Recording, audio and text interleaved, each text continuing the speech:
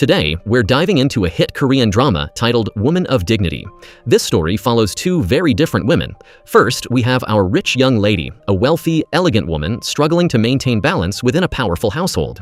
Then there's the evil nanny, a woman with a heart full of schemes, desperate to climb the social ladder at any cost. How will their lives collide in this twisted game of fate? Let's find out. The story begins with a shock. A woman named Park Boja has been murdered. The entire An family, along with several others, are immediately labeled as suspects. Ajin, the second daughter-in-law of the An family, is tasked with identifying Boja's body. During the police investigation, Ajin realizes that she was the one who interviewed Boja for the nanny position, and that wasn't even the first time their paths had crossed. Ajin is the definition of perfection, beautiful, capable, and a master at handling any crisis. She manages the entire household for her in-laws, keeps her husband in line, and meticulously oversees her daughter's education and hobbies. She even holds her own in an elite tea club with other high-society moms.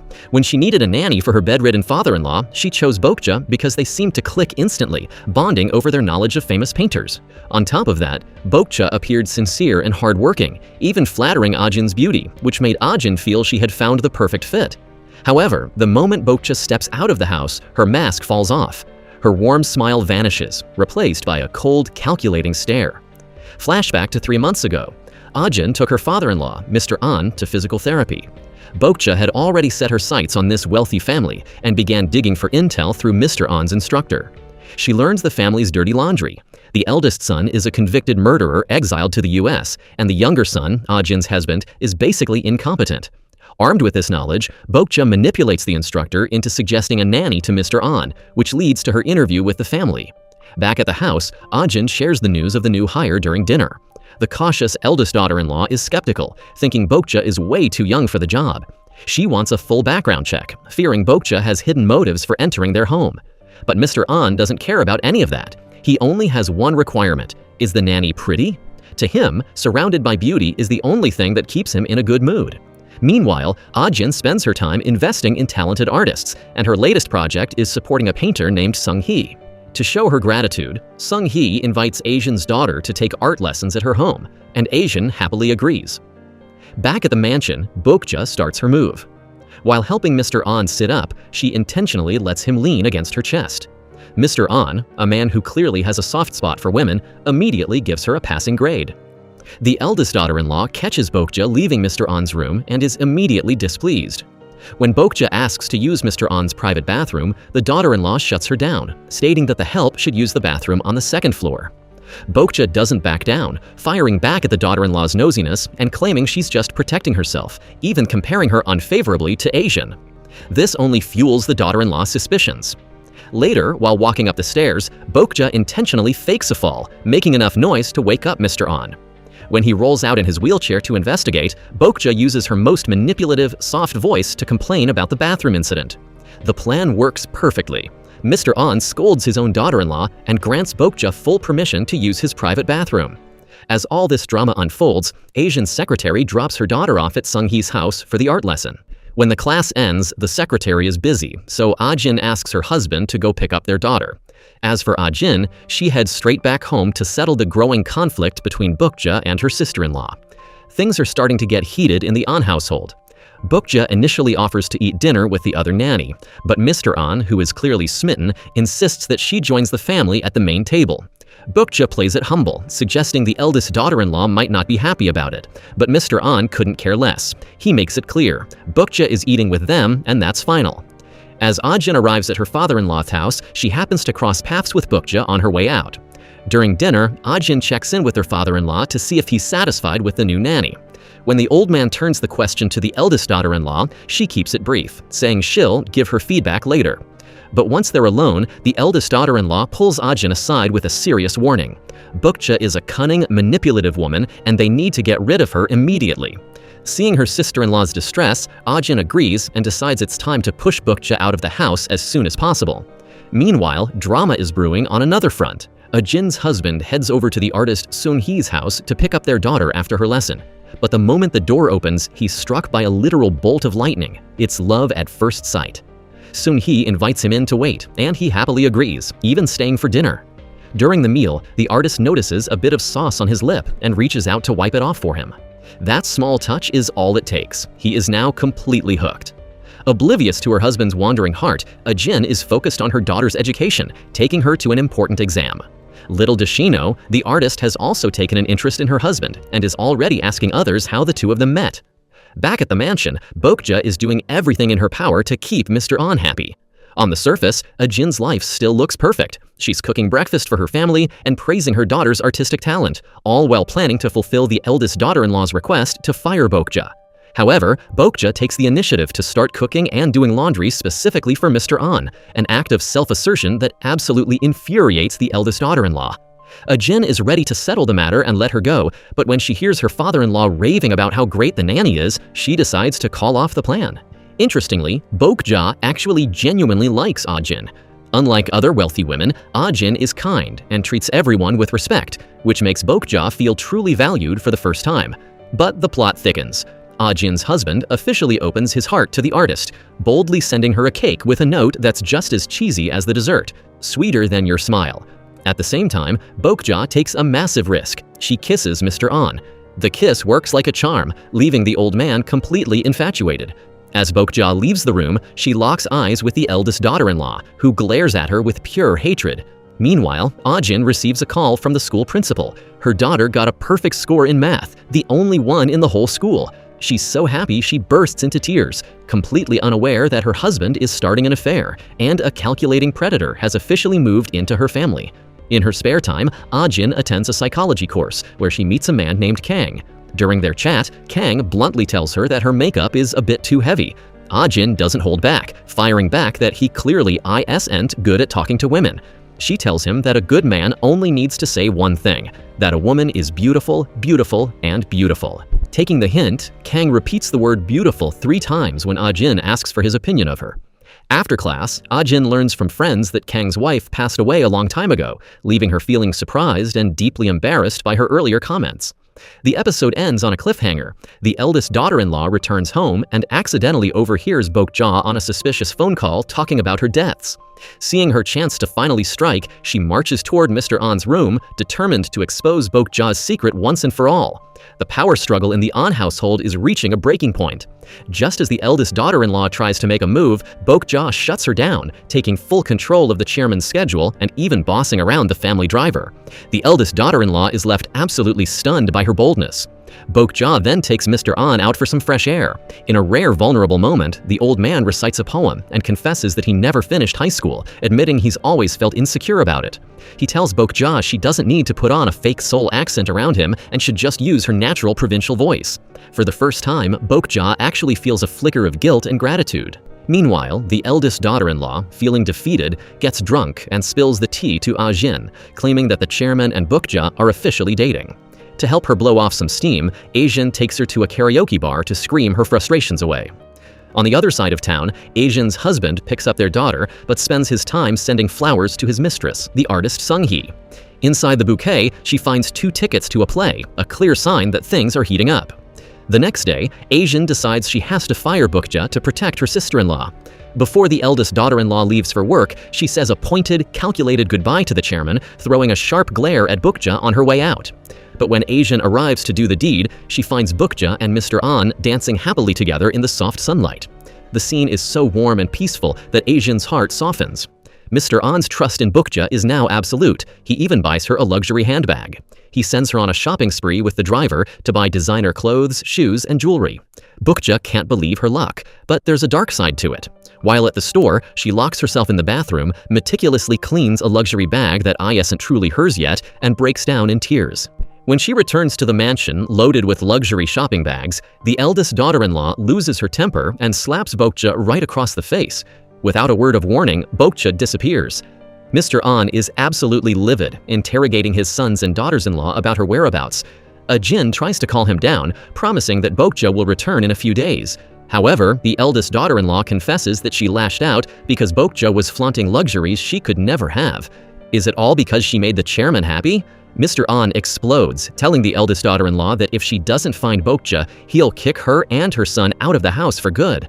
Ajin suggests looking for her, but the sister-in-law stubbornly refuses. Left with no choice, Ajin goes to check on her father-in-law and finds the powerful man crying all alone in his room. Desperate to fix things, Ajin sends a short, silent text to Boja, followed by a message pleading for her to return and care for the chairman. When Mr. An asks about Boja's debts, Ajin decides to follow the eldest daughter-in-law's lead to handle the situation respectfully. They even consider calling the police if she doesn't show up. This threat terrifies Boja, and she calls back immediately. When they finally meet, Ajin takes the high road, praising Boja's fashion taste and even gifting her a handmade bracelet. During the talk, Boja's eyes are glued to the expensive jewelry on Ajin's own wrist. Boja returns to her duties, but Ajin soon hears from another housemaid that Boja has been firing the other staff to run the house herself.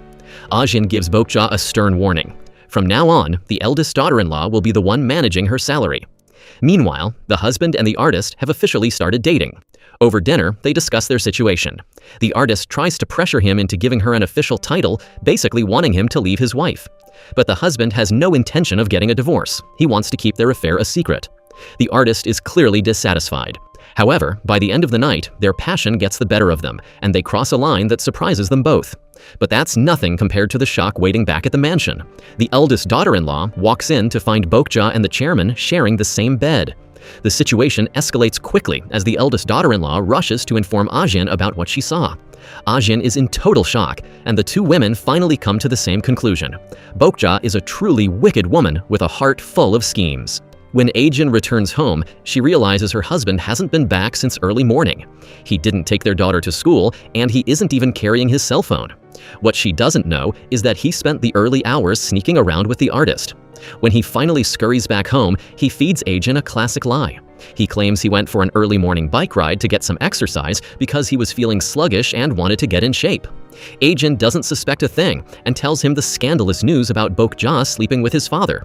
She insists that Boja needs to be kicked out immediately, but her husband shrugs it off, acting like it's no big deal and even calling it a way for her to serve his father. Back at the mansion, the eldest daughter-in-law mocks Boja, accusing her of using her feminine charms to seduce her way into the An family fortune.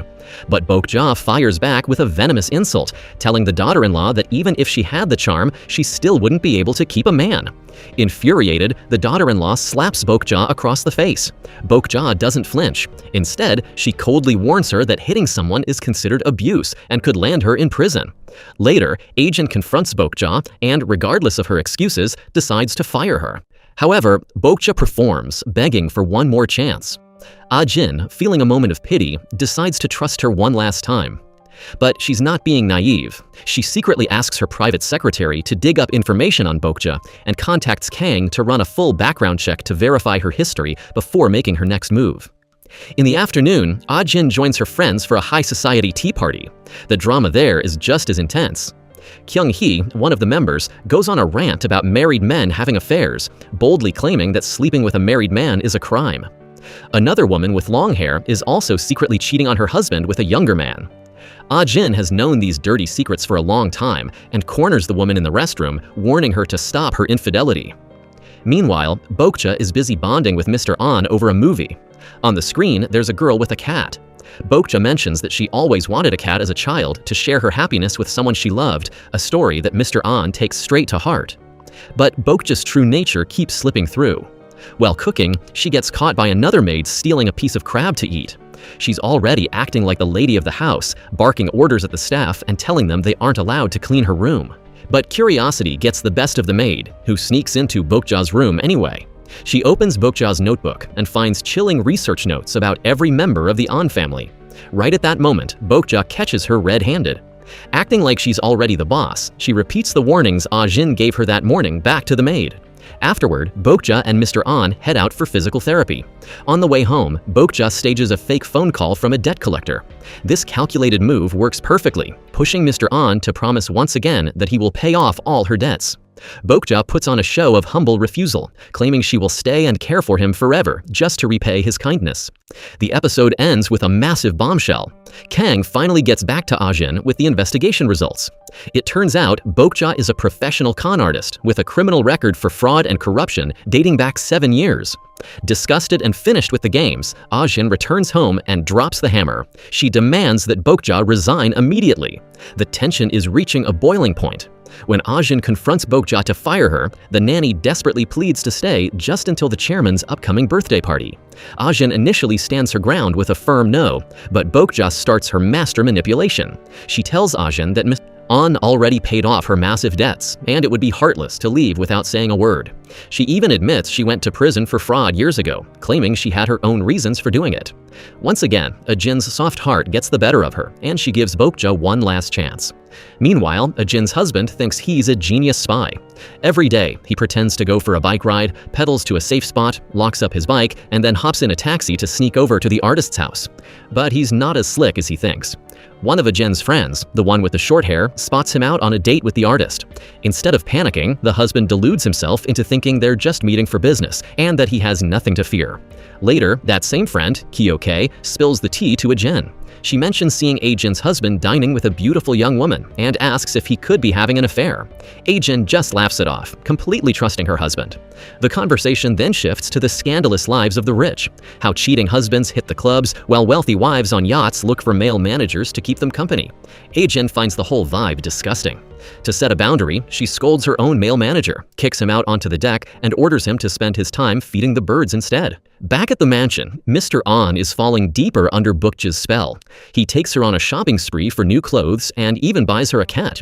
On the way home, Boja makes the driver take a photo of her and the chairman posing with the cat in her lap, a trophy of her growing power. When they get home, the eldest sister-in-law is horrified to see the pet. Bookja gloats, proudly announcing it was a gift from Mr. An. But as Bookja tries to use the cat to intimidate her, Ajin steps in. She snatches the cat away and demands to know what's going on. Under Ajin's overwhelming pressure, Bookja immediately switches back to her obedient servant act, claiming the chairman bought it and placed it in her lap.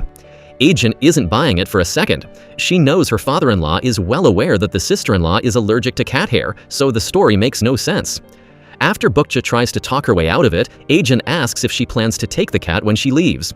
Bookja says yes, so Ajin sets a strict condition. The cat must stay upstairs and never be seen on the ground floor.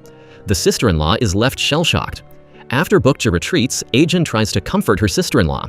Even though the sister-in-law hates cats, Ajin reassures her that Bookja will be gone soon for a specific reason. When asked why, Ajin avoids the details to keep her from worrying more. Instead, she tries to change the subject to the sister-in-law's autistic son. However, the sister-in-law is so obsessed with the nanny that she ignores her own son and keeps asking if Bookja is really leaving. Ajin finally drops a bombshell.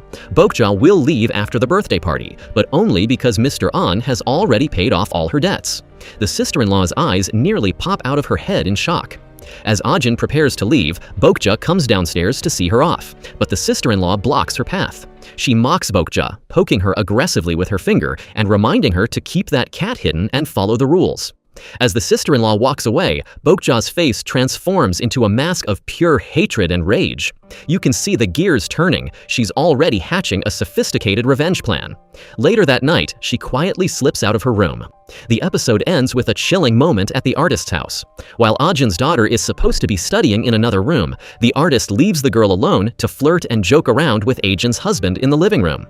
But the daughter is sharp. She sneaks a look through the door and catches her father and her teacher acting way too close before dinner. On the drive home, the little girl acts like a miniature adult, subtly warning her father that she knows exactly what's going on. After her daughter says a sweet goodnight to Ajin, her husband is already looking completely drained. He's exhausted because he's planning to fix his bike at the crack of dawn, which we all know is just his pathetic excuse to sneak out and date the artist the next morning. Meanwhile, back at the mansion, Bookja is playing house with Mr. An and their new cat. She puts on her best worried face, pretending she'll have to get rid of the cat because of the eldest daughter-in-law. Mr. An just smiles and reassures her, saying the daughter-in-law has absolutely no right to kick the cat out. Drama is brewing elsewhere too. Ajin's short-haired friend, Kyoke, receives a cryptic text message that basically screams, "Your husband is cheating." She tries to squeeze the truth out of the hospital staff, but they're too terrified to speak and act like they know nothing. At a nearby cafe, Kyoke's husband is meeting with his mistress, Kyung-hee, the same woman Ajin mocked earlier. He brags about buying some stamina pills from a doctor friend, a move that confirms he's not just cheating on his wife, but potentially juggling other relationships too. Kyung-hee hasn't forgotten Ajin's warning, and she's clearly keeping it in mind. At the psychology class, things take a more emotional turn. Kang shares his most precious memory, the first time he met his late wife. The story is so moving that it brings him and Ajin much closer. After class, Kang drops a compliment, telling Ajin she looks even more beautiful without makeup. They get into a deep conversation where Ajin admits she loves trees because they are steady and unchanging. Kang counteroffers, saying he loves flowers. They might change, but their scent remains the same. He's smooth, always finding a way to match Ajin's vibe, even telling her he wants to give her the sky. The chemistry between them is undeniable. Back at the office, Ajin's lazy husband is hitting a breaking point. Juggling a wife and a mistress is hard work. When an employee asks if he's decided which home he's going to, he's so overwhelmed he can't even choose. He's sick of his exercise ruse and just wants to be lazy. But the next morning, Ajin has other plans. She forcefully wakes him up and drags him out of bed to exercise. With no other choice, he tiredly pedals his bike all the way to the artist's house for another one of their weirdly romantic dates. Back at the On estate, Boja is busy preparing grilled oysters for Mr. On, a classic stamina food.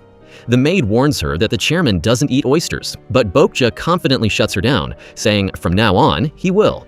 She then suggests that Mr. On should dye his hair to look younger and more manly. He's totally on board.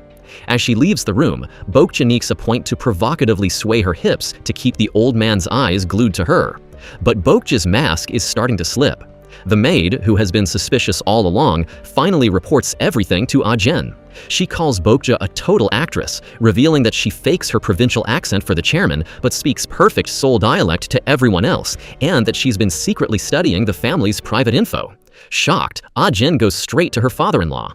She drops the truth bomb about Boja's criminal past and asks him point-blank if he's only paying her debts because he sees her as a woman and not just a nanny. Mr. An explodes in anger and kicks Ajin out of the room. As Ajin leaves, she and Boja lock eyes in a fierce, silent showdown. Boja tries to go back into Mr. An's room, but he's lost his patience and barks at her to get out. Believing the nightmare is finally ending, Ajin calls the sister-in-law to deliver the good news. Boja is finally leaving for good. While Boja and the maid are making the bed, Boja starts fishing for information about Mr. An's eldest son. The maid shuts her down immediately, snapping, "Haven't you already done your homework on everyone?" She then asks if Boja is finally packing her bags. This hits a nerve. Boja's eyes burn with a simmering rage as she barks back, making it crystal clear she is absolutely never leaving the An family. Shortly after, Mr. An's daughter returns home, and the two sisters-in-law help with her luggage. Under Ajin's watchful eye, they put Boja in her place, warning her not to cause any more trouble. The next morning, Boja tries to care for Mr. An as usual, but he gives her the cold shoulder. After the daughters-in-law take the chairman to work, the younger sister wakes up and demands that Boja make her breakfast. Boja stands her ground, explaining she is a caregiver for Mr. An, not a housemaid. Ajin steps in and handles it, telling the sister that she'll take over the cooking since Boja has been fired and no longer has any reason to serve the family. On the home front, Ajin confronts her husband about his recent dinner date with that young woman. He does some fast talking and manages to lie his way out of it for now. Later, he dares to visit his father at the company and tell him that if he actually slept with the nanny, he should take responsibility like a man. Shocked and disgusted by his son's words, Mr. An kicks him out of the office. Meanwhile, the high society tea parties continue and the secrets are getting dirtier. Kyung-hee receives a spicy text from her lover, who is Ki-ok's husband, asking her to wear the lingerie he bought for their next hookup. Ki-ok is still obsessing over the anonymous tips about her husband's affair, while Hyoju is busy preparing for a secret rendezvous with her young boy toy. Then comes the day of Mr. An's big birthday bash. The house is buzzing, and Boja tries one last time to dye Mr. An's hair, but he refuses. Sensing she's losing him, she plays her ultimate trump card, a heartbreaking sob story. She claims her daughter had leukemia, and she only committed those crimes because she was desperate for money to save her. Mr. An is completely sucked in by her tears. Boja dolls herself up and makes a grand entrance at the party with a massive platter of grilled pigskin, instantly grabbing Mr. An's attention. But the real trap is set by her accomplice, the gym trainer, who secretly sneaks the cat into the party. As the cat darts past the eldest daughter-in-law, she panics and crashes into a heavy sunshade. Just as the structure is about to crush Mr. An, Boja heroically dives in to shield him with her own body. The house erupts into a massive family brawl afterward, but Mr. An refuses to let anyone touch Boja. As Ajin tries to reason with him, a miracle happens. Mr. An suddenly stands up from his wheelchair and walks. Just like that, all talk of firing Boja is dead. Back in the hospital, Boja is smirking, satisfied that her chaotic plan worked perfectly. That night, the eldest daughter-in-law is so livid she kicks Boja's cat out into the pouring rain. Boja checks herself out of the hospital and rushes home, only to find her cat missing.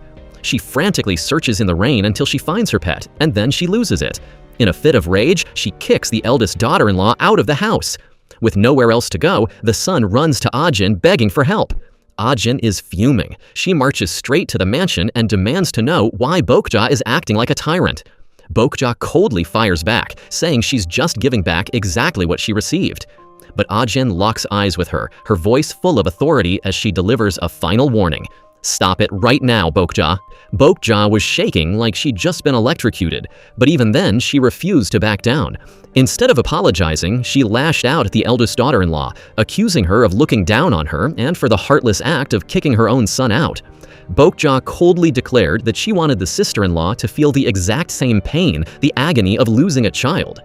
Ajin, after making sure her sister-in-law had left the room, delivered a final, chilling ultimatum. Boja had to leave, and she had to leave now.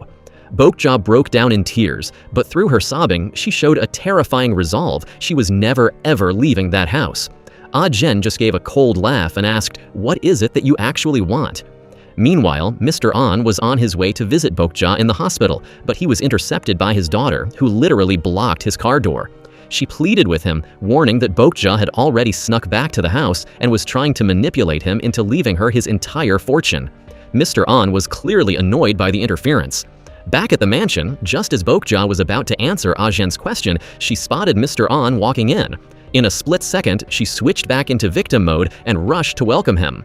With her human shield back in the house, Ajin was once again forced to back off and let Boja stay. The next morning at breakfast, Ajin looked visibly drained. She told her husband that Boja had actually kicked their nephew out of the house just because the sister-in-law threw her cat away. Her husband, being his usual self, argued that the sister-in-law should take responsibility for starting the mess, but Ajin reminded him that family is supposed to stick together. She confessed her frustration. She couldn't get rid of Boja because her father-in-law was completely under the nanny's seductive spell. Later, Ajin met Boja privately and slid an envelope full of cash across the table. Boja didn't even blink. She refused the money. Ajin called her out, stating she knew Boja had been secretly investigating the family. But Boja was acting untouchable now, boldly claiming she only takes orders from Mr. An. She even dared Ajin to take it up with the chairman if she really wanted her gone. Boja then found a petty excuse to walk away, leaving Ajin fuming at her sheer audacity. While Ajin was drowning in stress, Boja was living her best life. Mr. An had officially promoted her, telling her she didn't have to do any more backbreaking labor.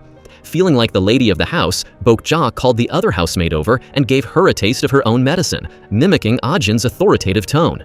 She warned the maid not to gossip behind her back or run to the owners with every little detail. On another front, Ajin's husband was busy playing the big shot with his mistress. He asked the artist if she wanted a big house, joking that he'd either double her design fees or just buy her a mansion. The mistress was absolutely thrilled, laughing and soaking up the attention. Meanwhile, the high society moms, Kyung-hee and Hyo-ju, were at the park with their kids, spilling the tea. Kyung-hee mentioned the rumor that Ajin's husband was cheating. Later, Hyo-ju passed this juicy gossip to Kyo-tae, who was stunned. When Kyo-tae asked how she knew, Hyo-ju dropped a bombshell. Her own husband had told Kyung-hee. Back at the investigation, the event decorator told Ajin something disturbing, that the sunshade pillar was too sturdy to fall with just a simple nudge. Ajin realized the accident was staged. She turned around to see Boja staring at her, and the seeds of suspicion were officially planted. Ajin met with her private secretary, convinced that the incident was no coincidence, especially since it happened in a literal blind spot for the security cameras. Then, Kang arrived with more intel. Boja likely had an accomplice in her fraud schemes. However, Boja's official record claimed she always acted alone. Her past was a black hole. She was an abandoned child, an orphan with no marriage history. After high school, she worked as an accountant at an orphanage, then went missing for years. These murky details made Ajin feel like she was losing her grip on the situation. At the mansion, Boja continued to use her charms to tighten her grip on Mr. An. When his daughter announced she was buying comfortable lounge pants because she planned to stay at the house long term, Boja was visibly annoyed. But the daughter had her own weapons. She had just heard a scandalous secret from the old housekeeper. Boja and her father had already slept together. The daughter is absolutely reeling from the news. To make matters worse, Boja takes a trip to the market and buys the cheapest, ugliest pair of underwear she can find, specifically for Mr. On's daughter. When the daughter sees this insulting gift, she completely loses her mind. Meanwhile, over at the plastic surgery clinic, Kyo-K tries to visit her husband, but the staff gives her the runaround, claiming he's stuck in surgery. Suspicious, Kyo-K calls both her husband and Kyung-hee, but neither of them picks up. She circles back to Hyo-ju to confirm if the rumors really came from her husband, and the answer is a big yes. When the cheating husband realizes his wife is onto him, he panics and rushes back to work. He feeds Kyo-K a frantic, lie-filled explanation, claiming that while he was giving Kyung-hee a Botox injection, he accidentally let some information slip. He even tries to spin the stamina pills he prescribed for Ajin's husband as if they weren't for her husband at all. Shockingly, Kyo-K falls for it, hook, line, and sinker. She even starts worrying about Ajin's situation instead of her own. On the other side of town, the artist Mistress visits art director Seo at the gallery. Seo takes one look at her designer bag and outfit and knows exactly who picked them out, Ajin. She doesn't hold back, telling the Mistress straight to her face. "The only reason I signed a nobody artist like you is because of Ajin. Otherwise, I wouldn't even look in your direction." Talk about a reality check. Meanwhile, as Boja helps Mr. On with his recovery, he drops a bombshell. He asks if she wants to live with him as a real husband and wife. Boja plays hard to get, pretending to refuse, which only makes Mr. On more determined to recover quickly. He gives her a stunning necklace as a gift, and Boja squeezes out some dramatic tears of gratitude. But the walls are closing in. Ajin's secretary is reviewing footage from the birthday party recorded by Mr. On's daughter, and spots a mysterious stranger in the crowd. She immediately shows the video to Ajin, who recognizes the man as a suspicious outsider. Ajin carefully analyzes the footage, ready to head over to the mansion and expose Boja's lies. But just as she's dealing with this, her own life starts to crumble. After a call from Kyo-K, she receives another devastating tip, a recording that proves her husband is having an affair. At that very moment, the Mistress is begging Ajin's husband to spend the night. She's anxious, but he refuses, saying he can't break Ajin's rule about sleeping at home. When the Mistress starts insulting Ajin, calling her that woman, he actually gets defensive and protects his wife's honor. They have a massive blowout fight, and he storms out to drive home in a rage. The climax happens at the On mansion. Ajin arrives, ready to reveal the secret from the video, but Mr. On beats her to the punch. He stands before everyone and announces, "I'm marrying Boja." The entire family is in a state of pure shock. This is where the real storm begins. The family erupts in protest, but Boja plays it cool, telling Mr. On to listen to his children first. Ajin steps forward, declaring that they will never accept a woman with a criminal record for fraud as their stepmother. She plays the video of the suspicious man from the party to prove Boja is up to something. Boja, thinking fast, suggests they call the police, acting like she's also a victim of someone trying to hurt the chairman. But Ajin isn't playing games. She calls Boja out for masterminding the entire accident just to win Mr. On's sympathy and claw her way into the family. Boja's final response? She looks them all in the eye and claims she's only getting married to protect Mr. On from his own family. The eldest daughter-in-law is absolutely losing it over the marriage news, but Mr. On isn't budging. He plays hardball, telling her that if she doesn't like it, she can pack her bags and take her son with her. The rest of the family is left in a state of pure panic. Behind closed doors, Boja plays the humble victim, pretending she's okay with letting the matter drop, but Mr. On shuts that down. He tells her his children's opinions mean nothing to him. They've already been living like a real married couple for a long time. Back at home, Ajin is beyond exhausted. Her husband is being completely useless, basically telling her that there's no way to stop the wedding. This only fuels Ajin's rage. She refuses to accept Boja as part of the family. The next morning, she sticks to her routine and forces her husband to go out for his morning exercise. She believes that discipline is the only way to keep life from falling apart. Her husband is so dazed from the secret life that he almost accidentally blabs about the fight with his mistress, but he quickly catches himself and bolts out the door to put out the fire. Ajin and Kyo head to a yoga class to de-stress, but the conversation afterward is anything but relaxing. Kyo-K gives Ajin a blunt reality check. Husbands are professionals at hiding their affairs. They move to a restaurant where Kyo-K drops a bomb. She's heard rumors about her own husband's infidelity and mentions the stamina pills he gave to Ajin's husband.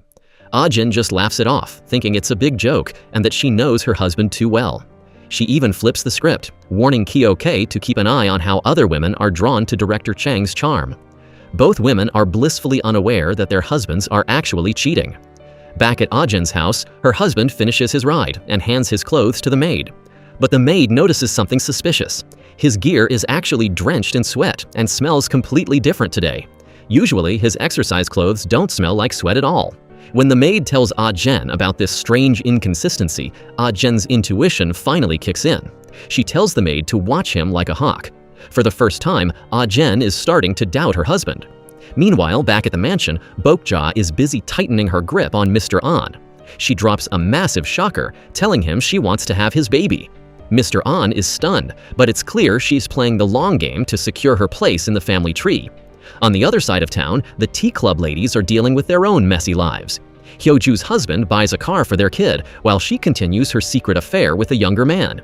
Kyung-hee is being physically abused by her husband, but she's smart. She realizes the elevator camera caught the assault and saves the footage for future leverage.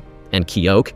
Even though a friend warns her not to trust Director Chang, she remains completely in denial.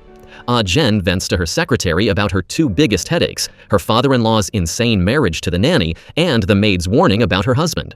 The secretary jokes, maybe the maid thinks he's cheating?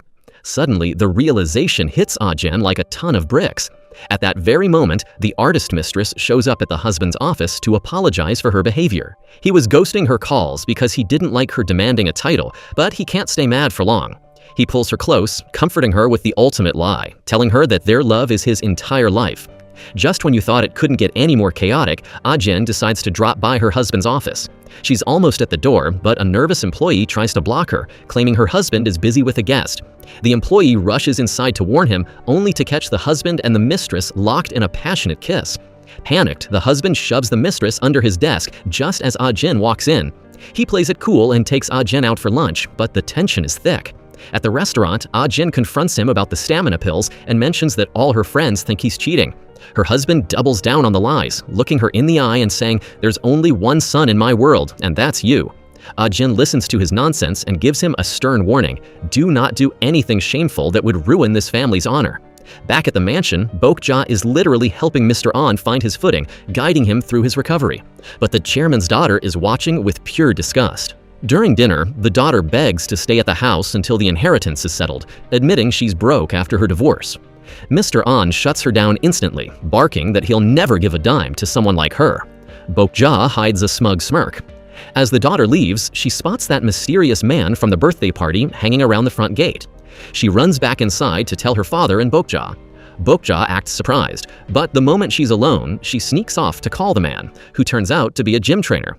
She berates him for being unprofessional and showing up unannounced. Then she hatches a devious plan. She tells him that if he ever gets caught, he must tell everyone that the eldest daughter-in-law was the one who hired him. Ajin and the sister-in-law head to the security room to review the tapes, and when Ajin sees the trainer's face, a sense of chilling familiarity washes over her. Meanwhile, the mistress is feeling guilty and tries to end the affair. But while she's teaching Ajin's daughter an outdoor art lesson, she gets a desperate "I'm sorry" call from the husband. Little does she know, the daughter is watching her every move, and this kid knows way more than the adults realize. Things go from bad to worse for the husband. His secretary misses a call from him, and while out in a secluded forest area, she accidentally stumbles upon the husband and the mistress in a very intimate moment. She is absolutely disgusted. Unaware of this, Ajin tracks down the gym trainer.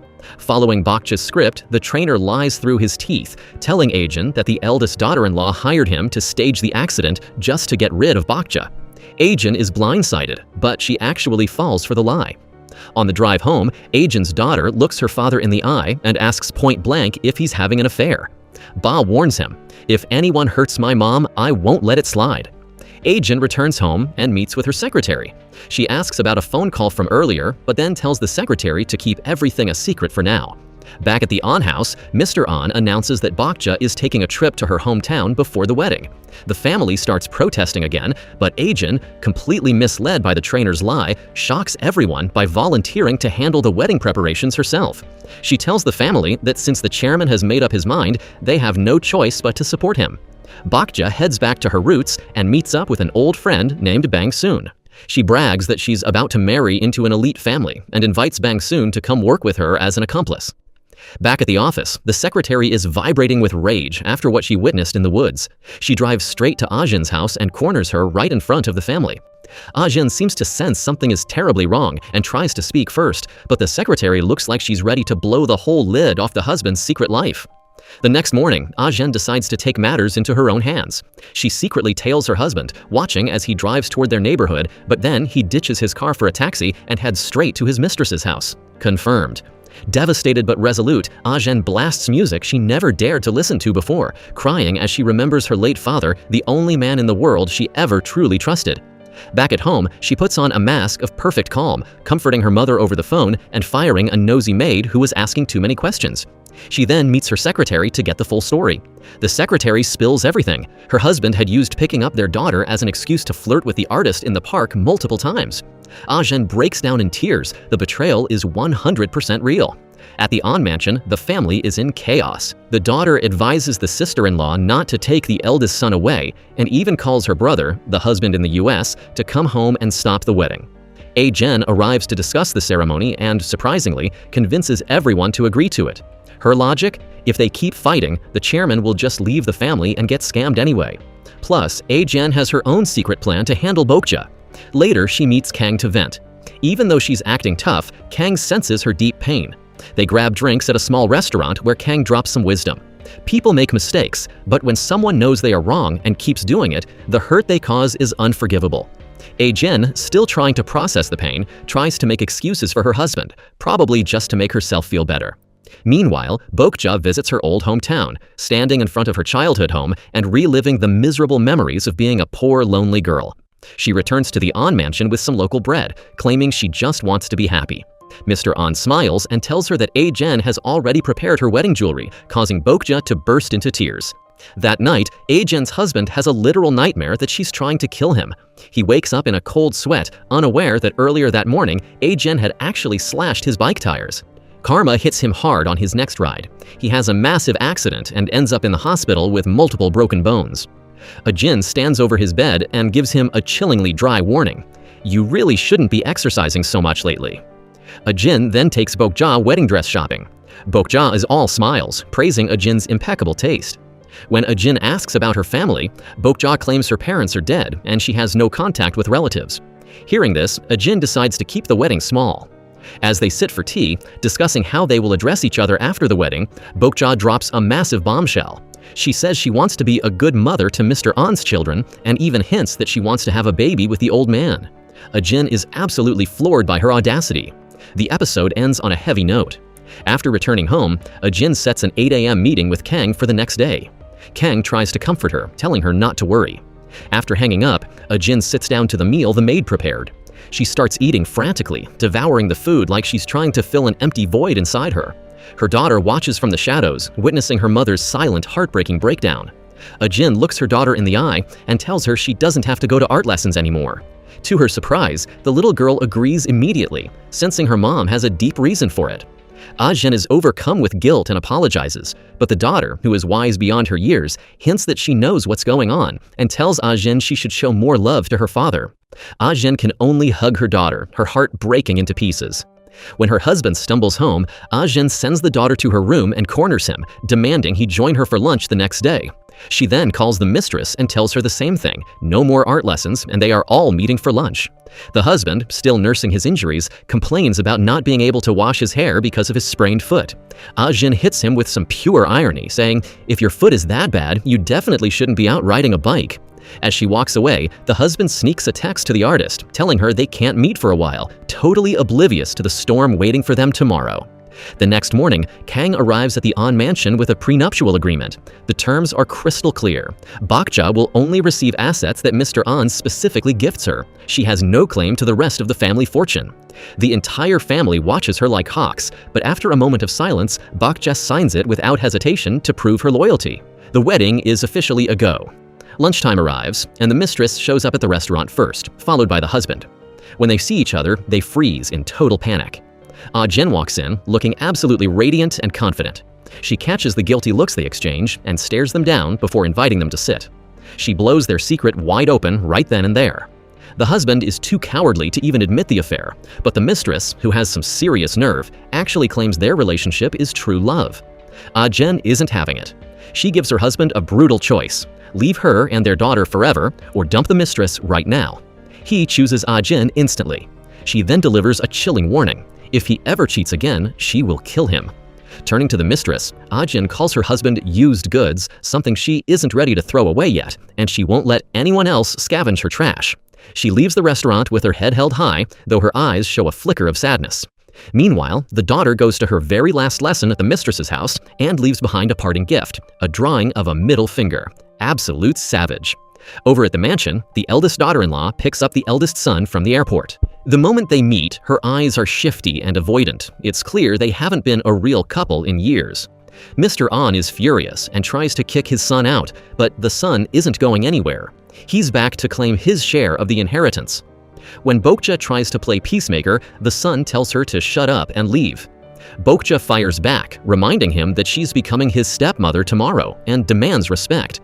The wedding happens, and it's as miserable as you'd expect. Ajin almost asks her sister-in-law why she staged that accident, but at the last second, she decides to keep her mouth shut. The moment the I-do's are over, Boja's mask completely falls off. She is now the official madam of the house and immediately challenges Ajin's authority. She announces that from now on, she makes all the decisions, and even brings in her old friend Bang Soon as a new maid. Ajin tries to push back, saying Boja is new and doesn't know how the house runs, but Boja shuts her out. Later, the clumsy Bang Soon accidentally smashes a luxury plate. Boja pulls her into a private room and delivers a cold reminder: do not ever call me by my old name again. From now on, you call me Madam. Boja gives her new accomplice Bang Soon a stern warning: keep your mouth shut about our past, and you will get your reward. Bang Soon, knowing which side her bread is buttered on, quickly agrees. Meanwhile, over at the office, Ajin's husband is acting like a heartbroken teenager. He's moping around because he can't see his mistress, and he's not even listening to his staff's reports. He actually has the nerve to say that a man needs the sun, his wife, and the moon, his mistress, to survive, and that life is too hard without both. His employee is just confused, telling him his worries are nonsense and to just sign the damn papers. Back at the mansion, Mr. An's daughter tries to pull a shakedown. She tells her father that if he wants her to stay quiet about Boja managing the family's finances, he needs to cough up 2 billion won in inheritance right now. Bad move. Mr. An loses his temper and kicks her out of the house. On her way out, she runs into the new maid, Bang Soon. Instead of being respectful, Bang Soon mocks the daughter's age, driving her blood pressure through the roof. Seeing the chaos, Ajin decides to have a heart-to-heart with the eldest sister-in-law about that accident at the birthday party. The sister-in-law swears she had nothing to do with it and wants to call the police to clear her name, but Ajin stops her. Without solid evidence, a police investigation would only bring shame to the family. Deep down, they both know Boja was the puppet master. Ajin is feeling the pressure, so she tries to contact the mysterious gym trainer to get a confession, but his phone is disconnected. He's gone dark. Seeking a distraction, she meets with Kong to finalize the marriage paperwork. While there, she overhears him giving some rare marriage advice to another client, telling him to cherish his wife. It hits close to home. She gives Kong a book of poetry she found at a charity event as a thank you. Kang is surprised but clearly touched, even reciting a line from the book back to her. There's definitely a connection brewing there. Later, Boja visits a luxury hotel where Ajin made a reservation for her. A receptionist asks if they've met before because Boja looks so familiar. Boja denies it, but a flashback reveals the truth. She used to be a lowly maid at this very hotel. Now she struts through the lobby with her head held high, relishing her new life as a wealthy madam. Back at home, Ajin's secretary asks how she's holding up with her husband's betrayal. For the sake of her daughter, Ajin is suppressing her rage and playing the long game. They assume the husband is working late, but in reality, he and his mistress are sitting in a car together, literally sobbing over how hard their forbidden love is. It's absolutely pathetic. The episode reaches a peak when Ajin, the sister-in-law, and the daughter huddle up to discuss the gym trainer and who hired him. Boja watches them from a distance like a predator, telling Bang Soon, "These women are so annoying. Let's start by taking down the daughter first." She then heads into Mr. On's room, gives him a massage, and convinces him to build a private karaoke room. She starts singing and dancing for him, making the old man feel young again. Outside the door, the sister-in-law and the daughter are listening to her perform, absolutely fuming with rage. Finally, the husband sneaks into the house late at night. Ajin is waiting for him in the shadows. She grills him on why he's so late, and he gives her the same tired old lie. "I was just buried in work." For the sake of her daughter, she tells her husband she will swallow her pride and endure this life like a beggar despite the pain he's caused her. But she lays down some strict new rules. He must go to work on time, send her his live GPS location at all times, and he is officially banned from her bedroom. She orders the maid to move his things to the living room, and with Ajin's foot on his neck, the husband has no choice but to agree. The next morning, the drama at the On mansion hits a new high. On orders his own daughter to move out of the house, announcing he's converting her bedroom into a private entertainment and karaoke lounge. Boja is secretly thrilled, even asking when the renovations start, which sends the daughter into a fit of rage. To make matters worse, the new maid, Bangsoon, is caught sneaking food to the eldest son. When the sister-in-law tries to stop her, Bangsoon openly defies her, acting like she's untouchable. The family is in uproar. The eldest son isn't allowed to eat at the table, and now the daughter is being kicked out. They start questioning if Mr. On has lost his mind. Boja, sensing an opportunity, whispers in the chairman's ear, further poisoning his relationship with his children. Under her care, Mr. On's blood sugar levels are dropping, and he's becoming more dependent on her than ever, even calling her wife. Boja starts acting like the lady of the house, ordering the staff to throw away the late wife's belongings.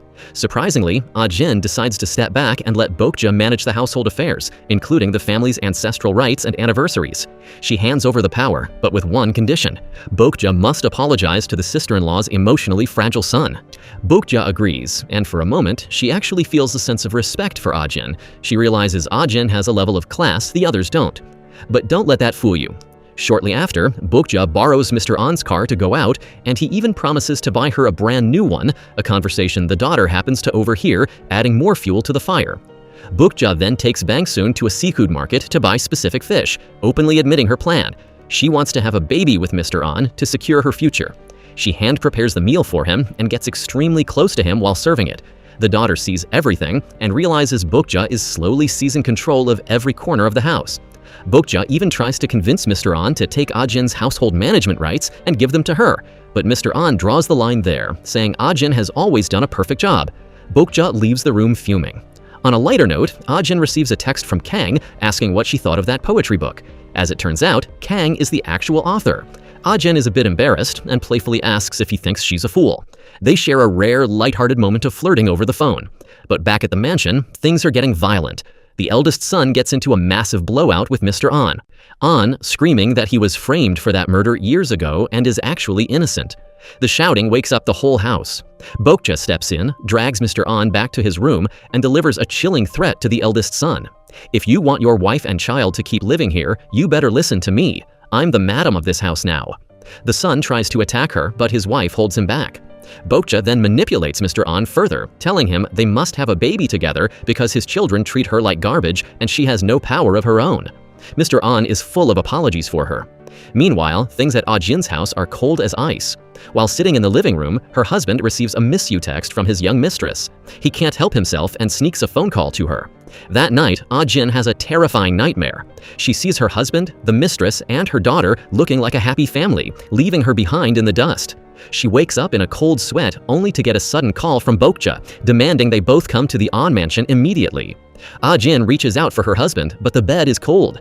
After searching everywhere, Ajin realizes her husband has snuck off to see his mistress again. She desperately chases after his car until she collapses on the ground, completely spent. She returns home looking like a wreck, but the moment she sees her worried daughter, she forces a smile and pretends everything is fine just to get her to school. Even the maid can tell from one look at Ajin's eyes that the husband is back to his old tricks. Over at the On mansion, Boja is drunk on power. She actually forces the daughter and the eldest daughter-in-law to line up in the hallway like servants to see Mr. On off to work, calling it a lesson in proper manners. Once he's gone, the daughter calls her out. "Why do you use a country accent with our father but speak perfect Seoul dialect to us?" Boja doesn't even blink. She tells them that since nobody in the family actually cares about the chairman's health, they better start following her lead, or she'll kick them all out, especially the eldest son. She's cold as ice, telling the daughter she needs to pack her bags because this is Mr. On's house now. Ajin stands there completely dazed by the chaos. Boja senses something is wrong with Ajin and sends her spy Bang Soon to dig for dirt. Meanwhile, the husband is busy promising his mistress the world. He tells her he'll visit every single day and that he loves her, though it's not time for them to live together yet. When he finally creeps back home, Ajin is waiting for him, trembling with rage. But his response? It's pure insanity. He tells Ajin that he can't live without his mistress, but he loves Ajin too, so he wants both women to just coexist in his life. Ajin has heard enough. She reels back and slaps him across the face with everything she's got, warning him not to utter another word until she makes her final decision. She storms out, leaving him stunned. While Ajin is falling apart, Boja is busy dismantling the family. She orders the staff to clear out the daughter's room. The daughter, Jae-hee, is now homeless and forced to crash at Ajin's place. Meanwhile, Bang Soon manages to gossip with the other maid and uncovers a juicy secret. Ajin and her husband are sleeping in separate rooms. The news goes straight back to Boja. In a moment of pure desperation, Ajin goes to the mistress's apartment. The mistress has the audacity to ask for a fair competition for the husband. Ajin mocks her, but then, in a heartbreaking scene, she actually drops to her knees. With tears streaming down her face, she begs the mistress to leave her husband so her daughter won't lose a father. But the mistress is heartless. She refuses and kicks Ajin out of her home. Ajin leaves, shattered and alone. Kang calls to check on her, but she's too broken to talk and hangs up, just wanting a moment of peace. Back at the mansion, Boja tells Mr. On that while she may be his wife, Ajin is the one with the real power. Shortly after, Boja learns about the affair from Bang Soon. She immediately threatens the maids to keep their mouths shut. She's not letting this scandal ruin her plans. She then meets with Ajin, who is clearly in a state of total collapse. While they look at paintings, Boja mentions she once wanted to be an artist. Ajin tells her it's not too late, but Boja cryptically replies that some things need to be handled immediately. She then looks Ajin in the eye and reveals she knows everything about the affair. She tells Ajin, "Let me handle this. In a situation like this, only my hands need to get dirty." Even though Ajin is hesitant about Boja overstepping her bounds, the pain is too much to bear. She finally gives in and drives Boja straight to the mistress's apartment building. The moment they arrive at the apartment, Boja charges in like a hurricane. She catches the shameless mistress, grabs her by the hair, and drags her across the floor. It's a total beatdown. She even picks up a shard of a broken mirror and points it right at the woman's face, warning her to stay far away from Ajin's husband or else. To finish her off, Boja shreds the mistress's paintings, leaving her sobbing over her ruined art. Once the dust settles, Ajin leads Boja out of the wreckage. On the way back, the husband gets a frantic call from his mistress. She cries about being attacked by an older woman, but he has no idea it was Boja. When he creeps back home, he finds his sister sleeping in his room, and she kicks him out so she can sleep with Ajin. He's forced back into the main room, where he still has the nerve to insist on having both women in his life. He actually asks Ajin if she feels guilty for letting someone beat up his mistress. Ajin is so disgusted that she can't even speak to him and storms out. Meanwhile, Mr. On notices Boja looking upset and decides to reward her. He tells her he's officially taking all household and financial power away from Ajin and giving it to her. Boja is thrilled, wrapping her arms around him in a victory hug. But the mansion is far from peaceful. Suddenly, they hear a man shouting in a rage. They find the maid Bang Soon trying to seduce the eldest son. Boja slaps Boja, then decides to stage a life-or-death drama to tighten her grip. She provokes the eldest son into a struggle and intentionally gets a shot fired.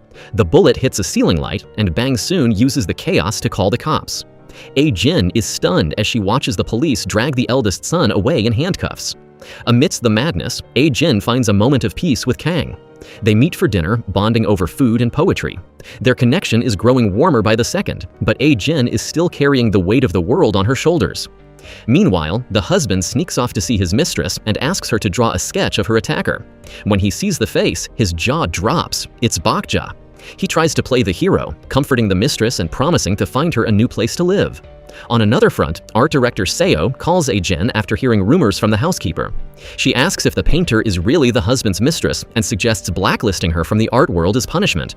But Ajin, thinking 5 steps ahead, refuses. Seo thinks she's being too merciful, but Ajin has her own plan. The next morning, Ajin visits Boja, hands over the family seals and financial control, and officially announces she is leaving the An household for good. The moment she's gone, Boja drops a bombshell on Mr. An, revealing the younger son's affair. When the husband shows up to demand his inheritance and confront Boja, Mr. An, who is now miraculously walking on his own, beats him senseless. The coward has no choice but to run. As for the eldest son, his wife picks him up from jail, only to have a tense standoff with Boja and Bangsoon. The wife accuses Boja of framing her husband by using the murder attempt as blackmail. But Boja holds all the cards. She makes it clear, if she doesn't change her statement to the police, the eldest son is going to prison for a long time. They have to swallow their pride and endure her tyranny. That night, the husband returns home to see Ajin and their daughter sleeping in each other's arms. For a split second, he feels a pang of regret, but with the war between the sister-in-law and Boja raging on, he's too stressed to even close his eyes. The mistress heads to the gallery to meet art director Seo, but instead of a warm welcome, she gets a brutal reality check. Seo warns her to stay away from Ajin's husband once and for all. But this mistress has some serious nerve, she fires back, asking Seo if she wasn't also a mistress in her past. That was the wrong thing to say. Infuriated, Seo orders all of the mistress's paintings to be ripped down and removed immediately. But then, a twist. A top art expert from Japan shows up and starts praising the depth of her work. Both Seo and the mistress are stunned, and Ajin secretly feels a pang of regret for helping launch this woman's career. Meanwhile, let's talk about Ajin's husband. After feeling guilty about his family for exactly 3 seconds, he decides to double down on his betrayal. He moves the mistress into an apartment that he actually co-owns with Ajin. The mistress brags about her art success, and the husband, in his typical incompetent fashion, replies that all his success is thanks to his brilliant wife, Ajin. This hits a nerve, and the mistress is visibly annoyed. As they set up their new love nest, Mr. An calls. The husband doesn't want to answer, but the mistress manipulates him, saying he needs to play nice so his father will eventually accept their relationship. When the husband complains about having to rush home, she tells him to go so he doesn't lose his job and money. He finally snaps, asking her if she only loves him for his cash. She just ignores him in her mind. The man and the money are the same. On another front, Boja tracks down the gym trainer.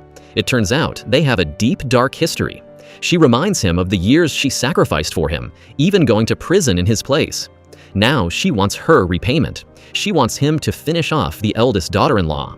Following the plan, Mr. An's daughter accidentally runs into the trainer while jogging and brings him back to the mansion.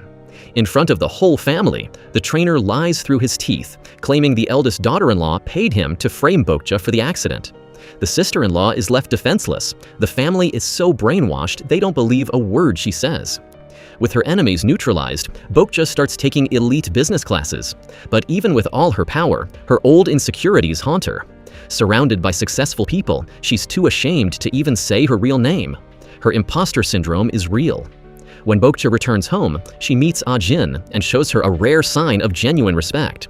They discuss the mess with Ajin's husband. Ajin admits she's done with him as a husband, but her daughter still needs a father. Boja then drops a bombshell. Mr. An already knows about the affair. Later, the eldest daughter-in-law catches Ajin and Boja drinking together and is furious. She can't believe Ajin is getting cozy with her mortal enemy. Boja just barks at her to go to her room like a disobedient child. Left alone, Ajin opens up to Boja, revealing she lost her father at age 9, and she refuses to let her 11-year-old daughter go through that same trauma. For a moment, Boja actually feels for her. Despite everyone's efforts to stop him, the husband is still sneaking out like a thief in the night to see the mistress. To make things more crowded, Mr. An's daughter is still squatting at Ajin's house and refuses to leave. But the real shocker comes at the end. Ajin heads over to the apartment she co-owns with her husband, only to find that the password has been changed. When she confronts her husband about the apartment, he tries to gaslight her, claiming he sold it to a stranger. But Ajin sees right through his lies, forcing him to admit the truth. He's actually playing house with his mistress in the very apartment Ajin helped pay for. Broken-hearted and humiliated, Ajin rushes to Kang's office, desperately seeking a way to put the property in her own name. The shame is so overwhelming that she can barely catch her breath. As she leaves, her body finally gives out, and she collapses right into Kang's arms in front of the elevator. Kang rushes her to the hospital, telling her they both need to stay strong to protect the ones they love. Ajin calls her secretary to keep things quiet, but the secretary spills everything to Ajin's sister-in-law, who then notifies the husband. But wait, it gets worse. Instead of rushing to his wife's side, the husband calls Ajin while he's busy taking care of his sick mistress. He has the nerve to tell her not to give up because their daughter is worried. Then, he drops the most shameless line in history. "I love you, Ajin, but the thing is, I don't just love you. Can't you just accept this relationship?" Ajin is so disgusted that she literally feels sick. She refuses to argue, just telling him to go home and be with their child. But even then, he refuses, saying he needs to stay and nurse his mistress back to health. At that moment, Ajin is officially done with him. Meanwhile, Boja and Bangsoon are watching the chaos like it's a movie. They've already taken down the eldest daughter-in-law, and they're waiting for Ajin to fall next, though Boja claims she won't interfere with Ajin's life. Despite her failing health, Ajin checks herself out of the hospital and makes it official. She's filing for divorce. While Ajin prepares for war, Boja is out living her best nouveau riche life, going on a massive shopping spree like there's no tomorrow. The next morning, Ajin finds her husband at home and explodes. She kicks him out of the house, announces the divorce, and demands that the mistress get out of her apartment immediately, punctuating the point with a hard slap to his face. Later that night, the daughter asks the question every parent fears: "Are you two splitting up?" Ajin hesitates, but the little girl, wise beyond her years, says she'll try to understand their decision because it's part of her life too. Meanwhile, Ajin enlists art director Seo to hit the mistress where it hurts by withholding all her commission money. But the mistress is even more devious than they thought. She whispers in the husband's ear, telling him to change the title of the apartment so Ajin can't claim it in the divorce. Her logic? If Ajin doesn't have the apartment as leverage, maybe she'll give up on the divorce altogether. Back at the law office, Ajin and Kang go over the legal strategy.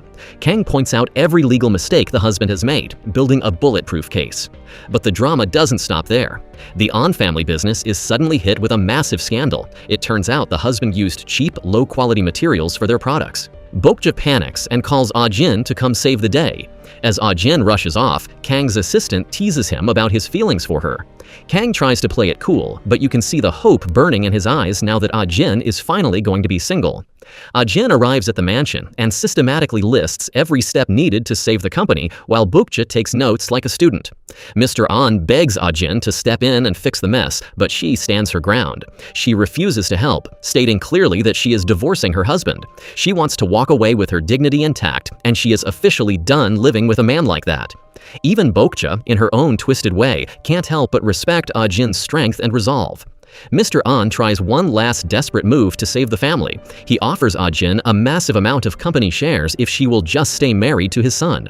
But Ajin is done. She tells him straight to his face that while the offer is tempting, she values her dignity more than money. The marriage is dead. After she walks out, Mr. An considers handling the company crisis himself, but Boja steps in. She's now oozing confidence, and even gets permission to change the name on her business cards to Madam Park. Despite their rivalry, Boja is smart enough to know Ajin is the real mastermind, so she reaches out to her for advice on how to save the company's reputation. Ajin gives her a brilliant PR strategy: meet with influential media figures privately and win them over with unique, high-end snacks and small gifts to soften the company's image. Boja follows the plan to a T. Meanwhile, she sends staff to discuss production issues with Ajin's husband, but the man is a total emotional wreck. He spent the entire night crying because Ajin filed for divorce. He's staying at his mistress's place, but everywhere he looks, he sees the furniture and decor that Ajin personally picked out. He keeps sobbing that Ajin is leaving him, which sends the mistress into a silent rage.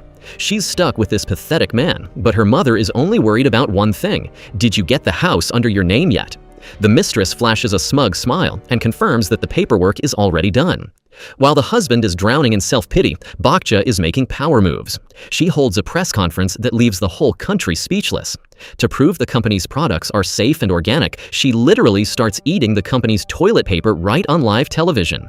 It's a bold, crazy stunt that works perfectly. An is thrilled, but his son is falling deeper into a slump. Following Ajin's playbook, Boja then heads to the factory to personally motivate the workers, winning their hearts. Ajin, meanwhile, is staying at the factory herself, working overtime. She starts making plans to move into the apartment she bought for her own future. However, Ajin's mother drops a bombshell. When that apartment was bought, it was registered under the husband's name. Ajin checks the records and her blood runs cold. Her husband has already transferred the ownership to his mistress. Livid doesn't even begin to describe how she feels. She calls her husband and rips into him, then immediately contacts her lawyer, Kang, to confirm the legalities. Good news for Ajin. She can absolutely sue to get her property back.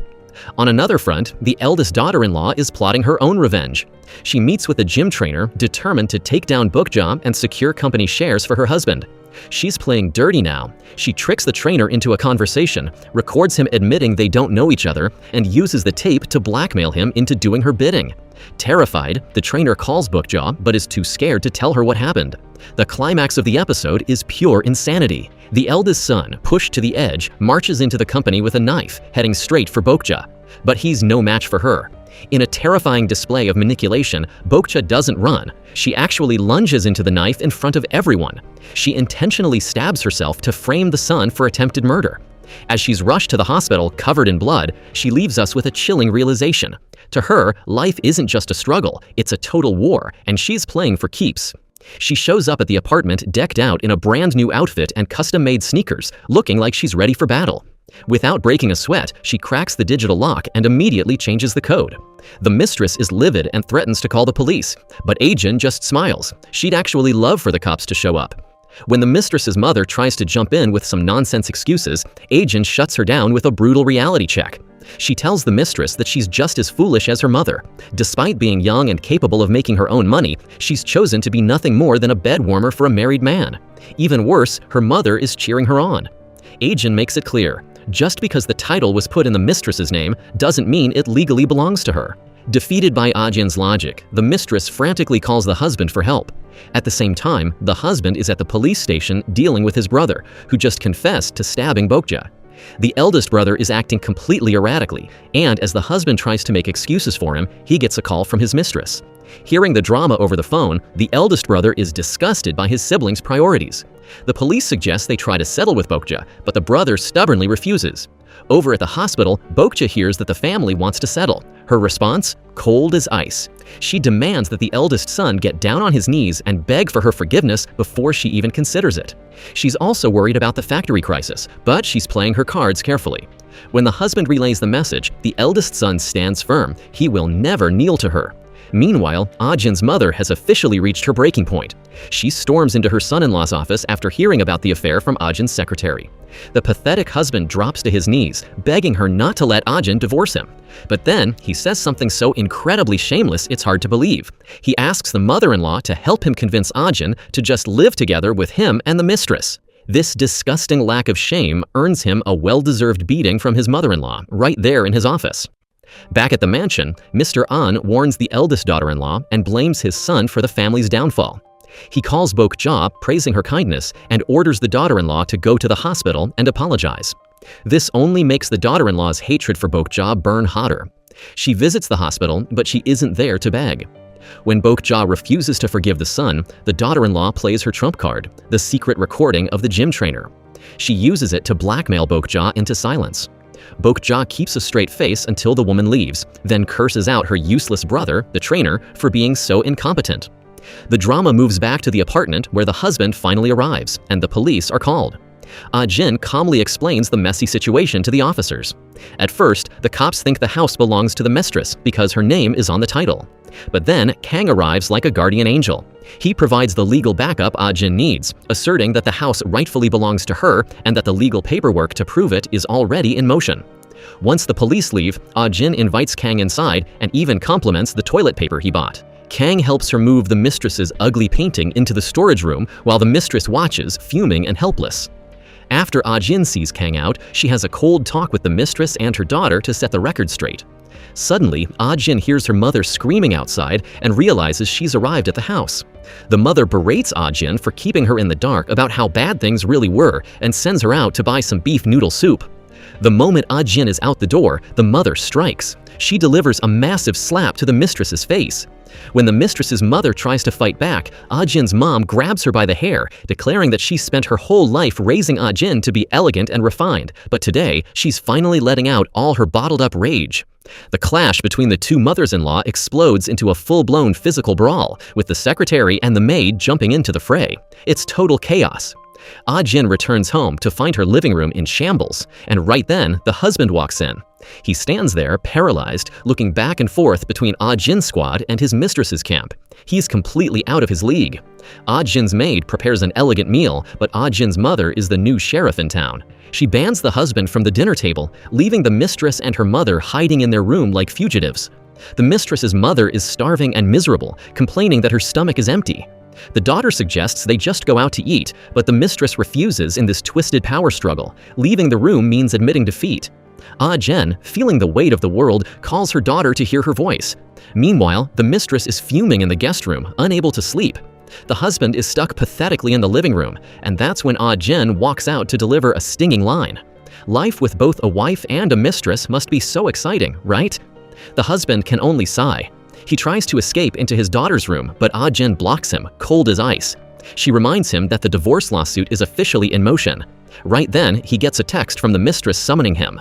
The moment he steps into her room, she loses it and starts beating him senselessly. She's done with this arrangement, but he's still delusional, begging her to stay while refusing to let go of Ajin and his daughter. For his greed, he gets another well-deserved beatdown. Over at the hospital, Mr. An visits Boja and praises her for saving the company. He tells her that while his life has always been happy, it's only since meeting her that he's truly felt alive. Boja has him wrapped around her finger, and he promises that from now on, everything will be done according to her wishes. When Boja hears that Ajin has officially moved out of the An mansion, she insists on seeing her one more time. Meanwhile, the eldest daughter-in-law is playing mind games with the new maid, Bangsoon. She reminds Bangsoon that she's a psychology professor and can see right through her lies. Bangsoon is visibly shaken, realizing she's being watched. Ajin's husband is spiraling. He starts singing pathetic songs to himself about being a fool. He finally tries to do the right thing by biking to work, but he's so out of shape and exhausted that he shows up late.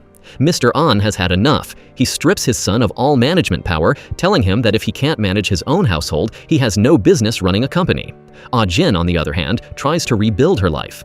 She attempts to return to her old career as a flight attendant instructor, but after years of being a housewife, she realizes the industry has moved on without her. It's a devastating reality check. Ajin meets with Boja to formally hand over the An family business matters. Boja, sensing Ajin's talent, offers her a job after the divorce, but Ajin shuts her down instantly. "We don't walk the same path," she says. "I don't crave things that don't belong to me."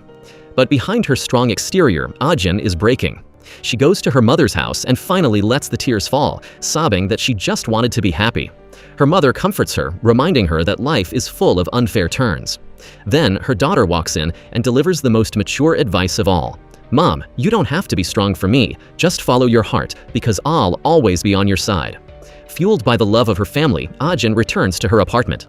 She takes a deep breath and opens the bedroom door, but what she sees inside leaves her absolutely speechless. As Boja is driving home, she's suddenly blocked in the middle of the road by the gym trainer. Once he gets in the car, Boja shows her true colors. She cold-bloodedly tells him he's just a puppet, not a partner. When he demands his payment, she arrogantly claims she won't waste money on useless things and tosses him a measly 80,000 won. This pathetic amount leaves the trainer completely devastated. Boja is following the advice of Han, the elite shark from her business course, who told her that to truly start a new life, she must cut off all her old, low-life acquaintances. Back at the mansion, she orders Bangsoon to pour her tea. Bangsoon tries to play advisor, suggesting a way for Boja to get pregnant and secure her future. But Boja shuts her down, saying she has no intention of having a baby because she has a much bigger plan in mind. She also humbles Bangsoon, reminding her that even when they are alone, she must address her as Madam. This cold distance pushes Bangsoon right into the arms of the eldest daughter-in-law, who buys her loyalty with a flashy ruby ring. Meanwhile, the domestic nightmare at Ajin's house continues. Ajin pushes open a door, only to find her husband in the room with his mistress. His excuse? He has the nerve to say that since Ajin banned him from her room and their daughter's room, he had nowhere else to go. Ajin is left speechless, her eyes filling with tears. She doesn't even argue, she just closes the door and retreats to her own room, exhausted by his cowardice. The husband then sets up a tent in the house and starts unceremoniously eating ramen and side dishes, even sending photos of his pathetic lifestyle to his daughter. He thinks he's starting a new life by biking every day, completely delusional. Ajin, however, is actually rebuilding her life. Art director Seo invites her to curate a new exhibition, and Ajin accepts. But there's a catch. She notices the prices for the mistress's paintings are skyrocketing, a fact that leaves even director Seo feeling uneasy. Ajin then steps in as a mediator for her sister-in-law, visiting Boja to ask her to reconcile with the eldest son. Boja initially refuses, but Ajin is persuasive. Out of pure respect for Ajin, Boja agrees to the truce. She even tells Ajin that she wants to keep seeing her after the divorce is finalized, and Ajin agrees. Back at the office, the husband's staff reports that the legal mess with the eldest brother is resolved, but the husband is too distracted by the divorce. He decides to hire a lawyer and, in a hilarious twist of fate, ends up at Kang's office. The second Kang realizes this is Ajin's scumbag husband, he doesn't just refuse the case, he tells him to get lost. Later that night, Kang shares the story with Ajin and they have a good laugh about it. At the mansion, the eldest son makes a desperate play, demanding 50% of the company's shares because he has a family to support. Mr. An is disgusted and tells him to disappear from his sight forever. Instead, Mr. An heads to the office where his secretary reports that all the shareholders have massive trust in Boja. Swept up by Boja's sweet talk, Mr. An decides to increase her shares even more, but Boja is playing a much deeper game. She meets with Han, the business genius, who is slowly reeling her in. He tells her that now is the perfect time to sell the entire An group, and Boja is hooked. Her ultimate plan is finally coming together. Meanwhile, back at the gallery, art director Seo explains to the mistress why they're withholding her deposit. It's Ajin's request. She delivers a final brutal lesson. If you want to play in this world, you have to pay the price for your actions. The mistress is absolutely losing it, demanding that Ajin settle the property dispute immediately. She's furious that Ajin is still holding on to the paintings she left in the house. When she turns to the husband and asks who really owns the art, the spineless man suggests they just split them 50-50. That was the wrong answer. The mistress literally lunges at him and starts beating him up right then and there. Meanwhile, the eldest son is finally out of jail, and he and his sister waste no time moving into the husband's place. At the An mansion, Boja is tightening her grip on Mr. An. She tests the waters, asking him when he's going to hand over even more power in the company. After breakfast, Mr. An starts complaining again about how useless his 3 children are. Boja seizes the moment, whispering in his ear that he should just sell the company so they can travel the world together. Mr. An is hesitant, but he's listening. Little do they know, Bang Soon is eavesdropping on everything and reporting back to the eldest daughter-in-law. In the privacy of their room, Mr. An confesses that he's actually considered selling, but he's afraid everyone will blame him for destroying the family legacy. Boja plays the martyr, telling him to let all the blame fall on her.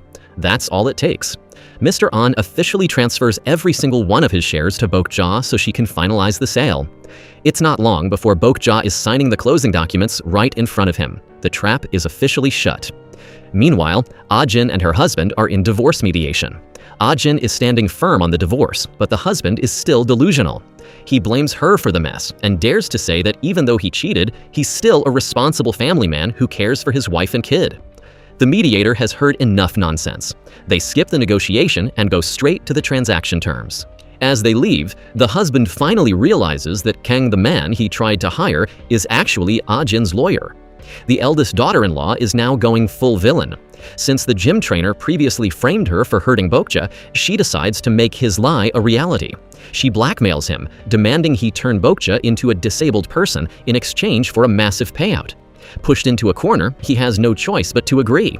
While the An family burns, Ajin is busy building her empire. At an art exhibition, she meets with a powerful Japanese lady who previously praised the mistress's art. Ajin uses her charm and talent to show the lady her own shoe designs. The lady is so impressed, she asks Ajin to design a custom bag for her as well. Ajin is finally making a name for herself. On the other side of town, Boja has officially signed the deal to sell the company. She's so confident now that she completely drops her fake country accent when talking to Mr. An. The husband finally gets the news. He's been fired, and all the company shares have been transferred to Boja. He is left with nothing. Back at the mansion, the nanny catches Bang Soon wearing that expensive ruby ring the daughter-in-law gave her. Later that night, Ajin is heading out to pick up her daughter when she runs into the mistress who has a massive black eye. It turns out the old nanny, Boja's associate, gave her a brutal beatdown to keep her out of a locked studio room. The mistress is hysterical, accusing Ajin of taking away her creative space. She even tries to bribe Ajin with a huge sum of money to just move out and leave them alone. Ajin doesn't even flinch. She delivers a cold insult and walks away with pure contempt. Bang-soon finally follows the daughter-in-law's orders and goes to Mr. An. She spills all of Bokja's dirty secrets and lies, warning him not to trust her. Mr. An says he already knows, but as he sits alone, his heart starts to waver. The daughter-in-law thinks she finally has Boja under her thumb, but she's dead wrong. Boja has already sold the company and is celebrating her massive victory with Han, the man who convinced her to do it. When Mr. An returns home, he replays all of Boja's lies in his head and his world starts to crumble. The episode ends with the husband returning to the mistress's place, only for her to scream at him, "Choose! It's either her or me!" Even after everything, Ajin's husband still has the nerve to say he wants both women in his life. But then he drops the real bombshell. The stepmother, Boja, now owns every single share of the family company. The mistress is absolutely floored. She realizes she's basically hitched her wagon to a broke man. She tries to sue the nanny who beat her up, but since the nanny intentionally hurt herself to look like the victim and threatened the artist back, the mistress finds herself being attacked from all sides with zero allies. Meanwhile, Boja and Han finalize the sale of the company to a secret club of wealthy socialites. But when Boja attends her initiation ceremony, it's a total reality check.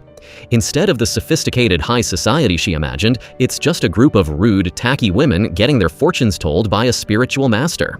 Their uncouth behavior leaves Boja feeling embarrassed and out of place.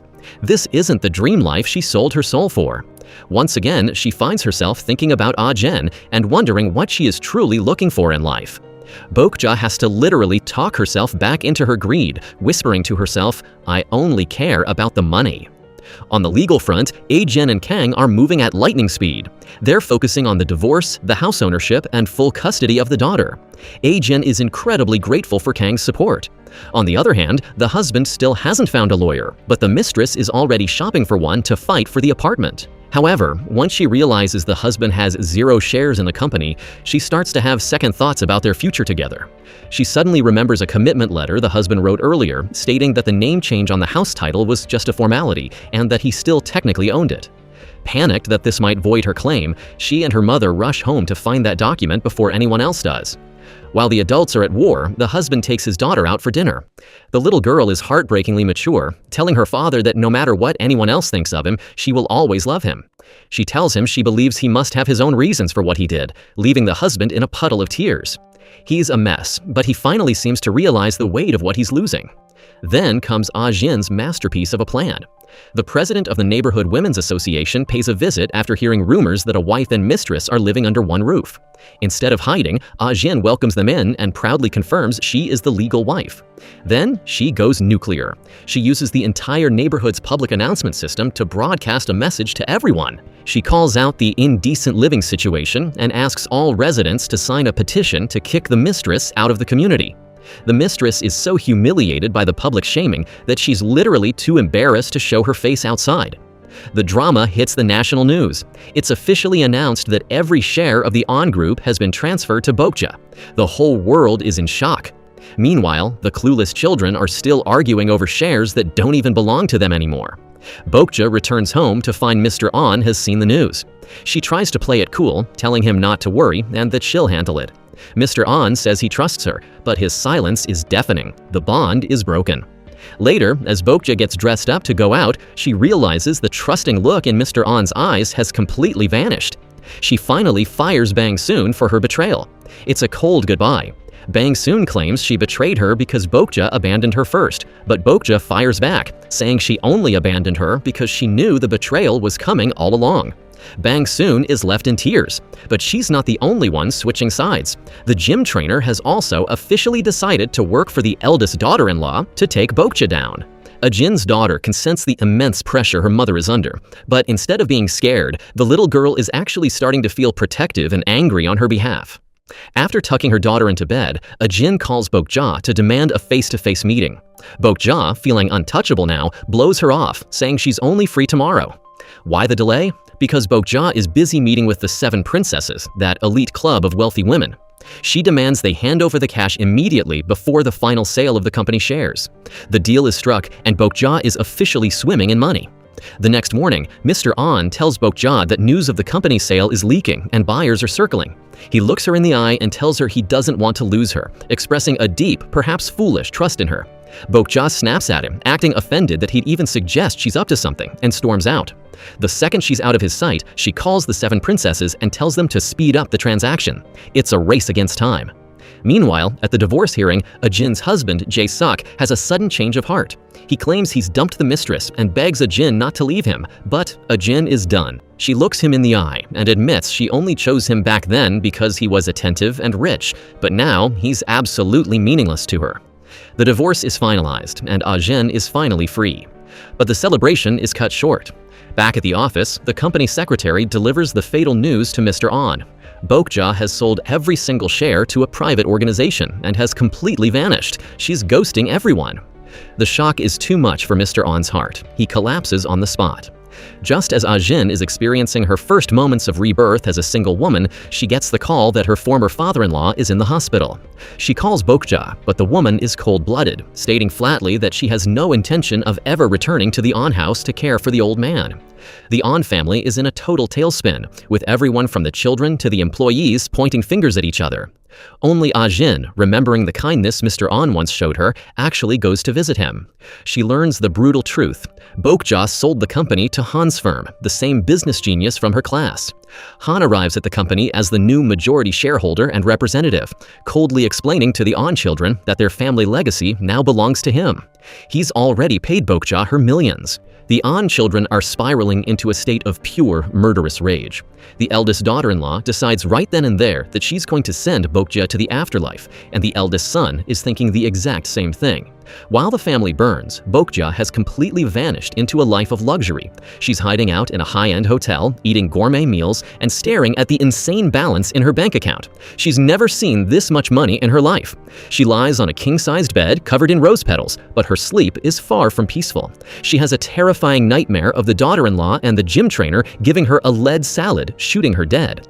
When she wakes up, she sees a missed call from Ajin, but the eldest daughter-in-law is already closing in. She tracks Boja to the hotel and leaves a fake message at the front desk, pretending to be Ajin, inviting Boja to a night meeting outside the hotel. Boja, feeling the walls closing in, calls Han to demand bodyguards, unaware she's walking into a trap. Back at the hospital, the scene is pathetic. Mr. An is lying in a bed, but his children and even his ex-wife are nowhere to be found. They're too busy fighting over shares and money to care if their father lives or dies. Only Ajin stays by his side. Later, Kang arrives to take Ajin out for dinner, but they run into Jae-suk, the ex-husband.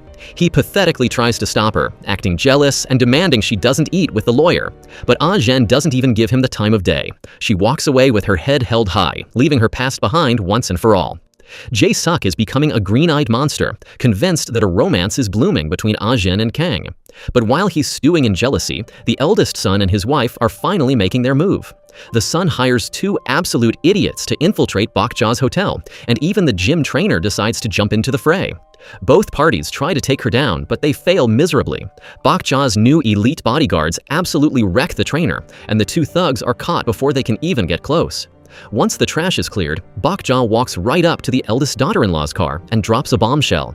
She knew the invitation was a trap because she recognized that the handwriting wasn't Ajin's. She's 5 steps ahead of everyone. After her narrow escape, Boja thanks Han for the protection, but she's no fool. She tells her assistant to keep a very close eye on him since he now owns the company. She admits that while she isn't afraid of anyone in the An family, Ajin is the only person she truly can't predict. In fact, hearing that Ajin is still at Mr. An's bedside earns her genuine praise from Boja. In Boja's mind, Ajin isn't an enemy to be destroyed, but a woman she deeply admires, a rival and a life companion all in one. Boja even sends Ajin a sincere apology text. Standing in the same hotel where they first met, Boja looks at the window and realizes Ajin is the person she's been trying to imitate all along. Back at the house, the mistress and her mother find the document Ajin had them sign when Mr. An transferred the property. It clearly states they only have the right to stay in the house, not own it. Terrified, they realize Ajin must have the original copy. They decide to break into the master bedroom to find and destroy it, but they're interrupted by the Neighborhood Women's Association. The ladies burst in, demanding they leave immediately and even shoving phones in the mistress's face to take pictures of her shameless identity. Distraught, the mistress calls Jae-suk, but he's so stressed about his own life that he snaps at her for bothering him with small things. Their perfect relationship ends in a bitter argument. When Ajin returns home and catches Sung-hee and her mother ransacking her room, she shuts them down instantly. But the mistress has the audacity to suggest a trade. I'll give you your husband back if you give me my paintings. Ajin's response is ice cold. She tells her that the man has zero value in her eyes now, and she's keeping the artwork as mental damage compensation for everything they put her through. The mistress is fuming, but she's completely powerless. That evening, Jae-suk gets a frantic call from Sung-hee because she's scared of thunder. Give me a break. That's when he realizes Ajin isn't home. His imagination goes wild, picturing Ajin and Kang on a romantic date. He tries to call them both, but when neither picks up, he spirals into a full-blown panic and rushes out into the night to find them. Meanwhile, a miracle happens. Mr. An finally wakes up. When Ajin visits the hospital later, she's shocked to find his bed empty. She finds him standing in the hallway, and the first thing he asks is, "Where is Boja?" The shock on Ajin's face gives it away. She knows exactly where she is. Mr. An begs Ajin to help him find Boja, not for revenge, but to see if her feelings for him were ever sincere. He also asks her to keep his recovery a total secret for now. While managing all this chaos, Ajin's career is skyrocketing. She's officially become the top fashion designer for all the high society elites. On the flip side, Sung-hee and Jae-suk's lives are a total wreck. When they meet at the house, they start screaming at each other, unable to stand being in the same room. Jae-suk finally snaps and orders Sung-hee to get out of the house, hoping that if she's gone, Ajin might actually forgive him. But Sung-hee isn't going down without a fight. She leaves him with one final poisonous thought. You better worry about Kang because he and Ajin are getting way too comfortable together. Jae-suk is absolutely panicked after hearing the rumors. He rushes straight to the law office to confront Kang about his feelings for Ajin. Kang doesn't pull any punches, looking him dead in the eye and saying, "I really like her, and if you ever dare to hurt that woman again, you're dead meat." Jae-suk tries everything to beat Kang, first acting tough, then trying to be reasonable, but nothing works. Finally, in a pathetic display of desperation, Jae-suk literally drops to the floor, grabbing Kang's pants and sobbing, begging the lawyer to just accept him and Ajin together. Kang is left standing there, completely speechless and incredibly awkward, wondering how a man could be this shameless. Meanwhile, Boja visits a house that has haunted her since childhood. This is the place where she was falsely accused of stealing a doll and heartlessly abandoned by her foster parents. Now that she's powerful and loaded with cash, she wants to buy the house for revenge. But she's hit with a reality check. The house is going up for auction, and her grand plan for closure is ruined. Boja is left feeling cold, lonely, and empty. She tries to fill the void with a massive luxury shopping spree, but even that backfires. She overhears the store employees whispering behind her back, calling her nouveau riche and mocking her new money status, which sends her into a silent, burning rage. In contrast, Ajin is rebuilding her life from scratch. She's using her design talent to create high-end handbags. She might not be a billionaire anymore, but she's independent, proud, and perfectly capable of supporting herself. But the vultures are still circling. The An daughter, Jae-hee, is desperate to get the company back, so she meets with Han. The man is a professional shark. He uses complex jargon and fancy business theories to confuse her until her head is spinning. His ultimate trap? He convinces her to put up her real estate assets as collateral for a 100 billion won initial investment to win back the company. He even starts flirting with her to make her trust him. Jae-hee, who isn't the brightest bulb in the box, falls for his sweet talk hook, line, and sinker. She sneaks back home and steals the family's property deeds to hand them over to him. Later, Ajin visits the mansion and finds the eldest sister-in-law drunk and bitter. The woman lashes out at Ajin, calling her selfish for leaving her to deal with this nightmare alone and trying to spark Ajin's greed for the family fortune. But Ajin shuts her down instantly. She makes it clear she doesn't want Mr. An's money and doesn't crave anything that isn't hers. She wants to be independent and raise her daughter with her own two hands. However, seeing how broken the family is, Ajin's soft heart gets the better of her, and she promises to help clean up the mess. Ajin realizes the heartbreaking truth. None of Mr. An's relatives want to visit the old man. She finally understands why he gave everything to Boja. At least for a moment, he felt genuine affection from her. His own children are just monsters who only see him as a walking bank account. After hearing Ajin's words, the eldest sister-in-law goes to the hospital, but instead of being kind, she whispers cruel words to the chairman, telling him he should just hurry up and die. Little does she know, he's awake and hears every single word. On another front, the eldest son and a thug disguised as a luxury delivery man sneak into Bookja's hotel room. At the same time, Boja receives a message from Ajin to meet at the very hotel where they first crossed paths. The tension is thick as the two women face off. Ajin tells Boja that they are fundamentally different, and that chasing things that don't belong to you only leads to a hollow, disappointing life. Boja laughs it off, arrogantly claiming she has enough money now to make Ajin kneel before her. But then, Ajin drops the ultimate bombshell. She pulls out legal documents, proving that when Mr. An transferred those shares to Boja, he was not in a sound state of mind. Legally, the transfer is null and void. Ajin isn't just asking, she's taking everything back. Boja is hit with a wave of instant regret as the realization sinks in. It turns out, Ajin had suspected this legal loophole from the very second she heard about the transfer. She seeks expert legal advice and, following her lawyer's lead, she secures a medical certificate stating that Mr. An was suffering from dementia and similar symptoms when he signed over the shares. This is a total game changer because it makes the transfer legally void. She reaches out to Boja with a one-time offer. Come back, take care of the old man until he wakes up, and then you can walk away with your rightful portion of the shares. It's a chance for Boja to exit this mess with her dignity intact. But things are getting dangerous. That night, the eldest son breaks into Boja's room and threatens her with a knife, demanding the passwords to her bank accounts. Terrified, she's about to give in when the secretary knocks on the door to report on Han's latest moves. The son scrambles to hide in the shadows as Boja nervously insists she's alone. But the second the secretary leaves, she calls for the bodyguards. When the son finally comes out thinking he's safe, the guards swarm him and take him down instantly. Later, Boja meets with Han to discuss Ajin's legal threat. She's shocked at how much Han knows about Ajin's private life, like the fact that her ex-husband is still cycling over to his mistress's place. Boja then discovers the source of all this high society tea, a small vegetable shop.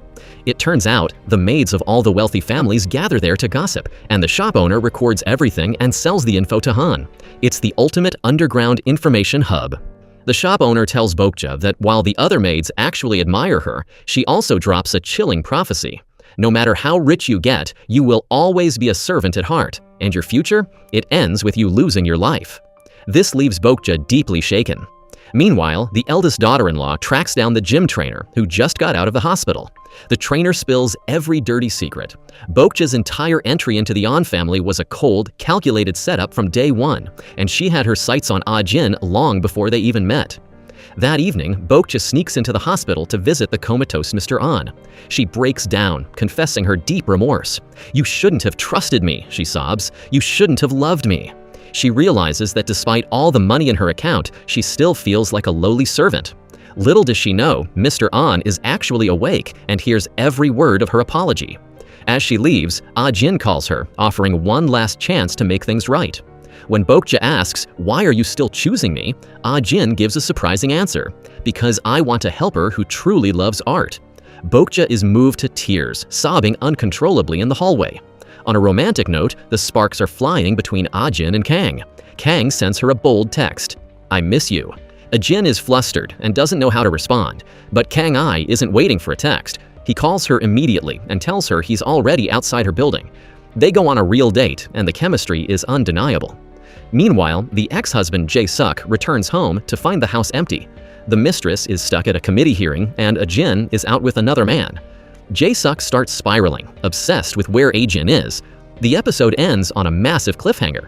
Just as Jae-suk steps outside, he catches Ajin and Kang coming back from their date. Consumed by jealousy, he charges at Kang and throws a punch. But Kang is way too smooth. He easily dodges the attack.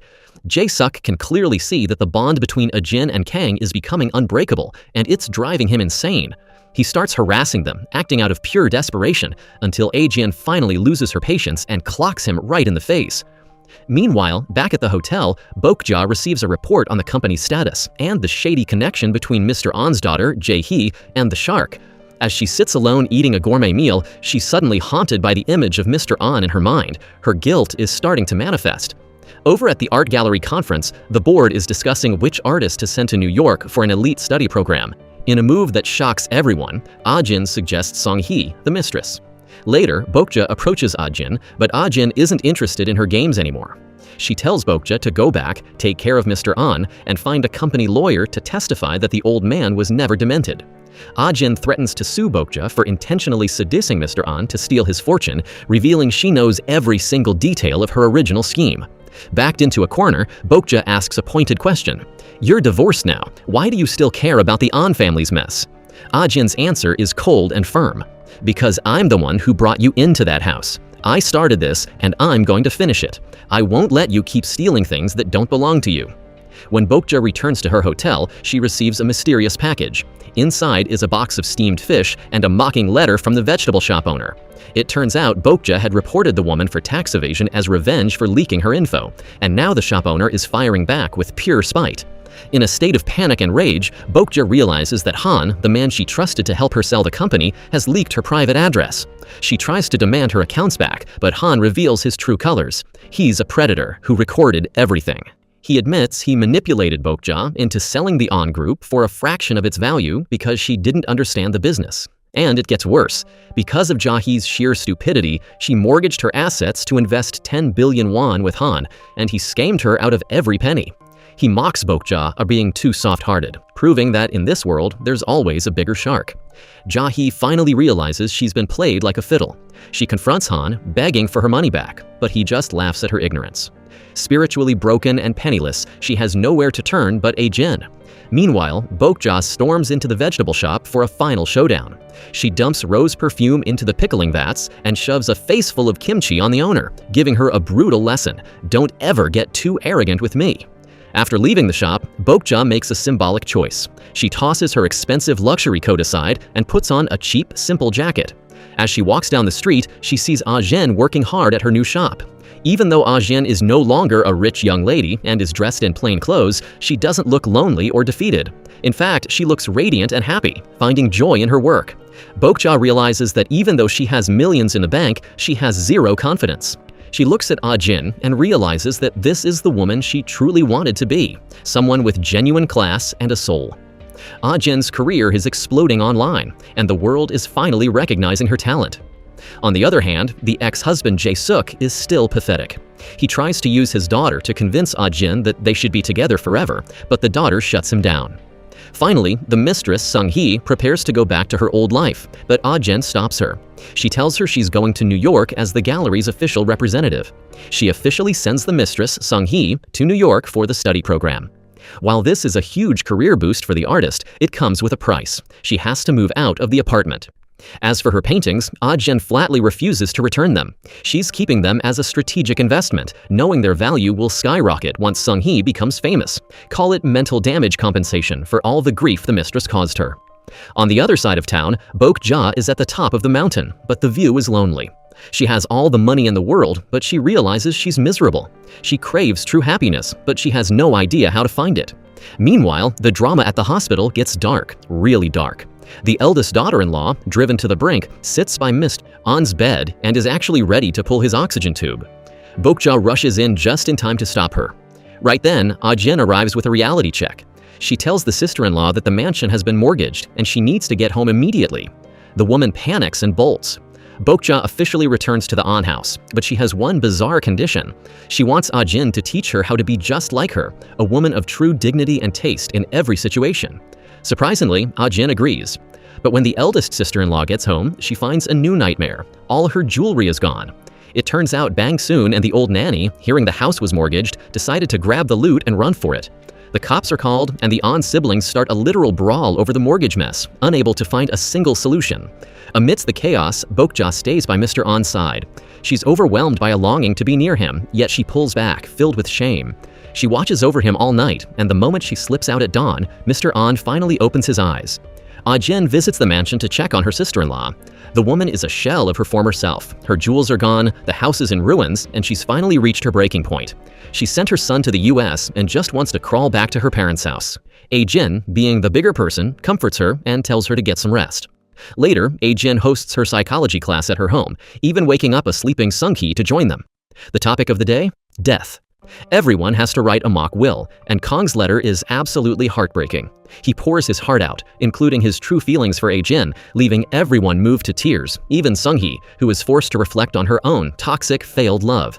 After class, Ajin invites Kong for dinner and makes the mistress join them. Sung-hee tries to say no, but she can't resist the food. As they sit together, the air finally clears. Sung-hee realizes it's time to leave the apartment and end this exhausting, twisted cycle. Meanwhile, Boja is frantically trying to track down the 100 billion won she was scammed out of. But instead of the money, she gets a call from the police. They're questioning her about the eldest son's disappearance and the jewelry theft. Boja doesn't hold back. She tells them the son went missing after breaking into her hotel room and was handled by Han's bodyguards, not hers. She also gives up Bong-sun as the mastermind behind the theft, even providing her address. She even cracks a dark joke about how the police didn't even notice she sold the company and fled right under their noses. The episode ends on a chilling note. Boja returns to the empty An mansion and looks at Mr. An's wheelchair. But the predators are closing in. The vegetable shop owner, fueled by pure hatred, teams up with Han to plan a brutal revenge. Oblivious to the trap being set, Boja changes back into her old nanny uniform and starts cleaning the house. Boja calls Ajin with a desperate request. She wants Ajin to be her personal stylist and mentor to finally turn her into a woman of true high society class. But even after the makeover, as Boja sits alone in that massive echoing mansion, the silence is deafening. All she can think about are the happy memories she shared with Mr. An. Later, she meets Ajin again, but Ajin isn't there for small talk. She's moving forward with a lawsuit to reclaim the company shares. Ajin also grills her about the eldest son, who has been missing for weeks.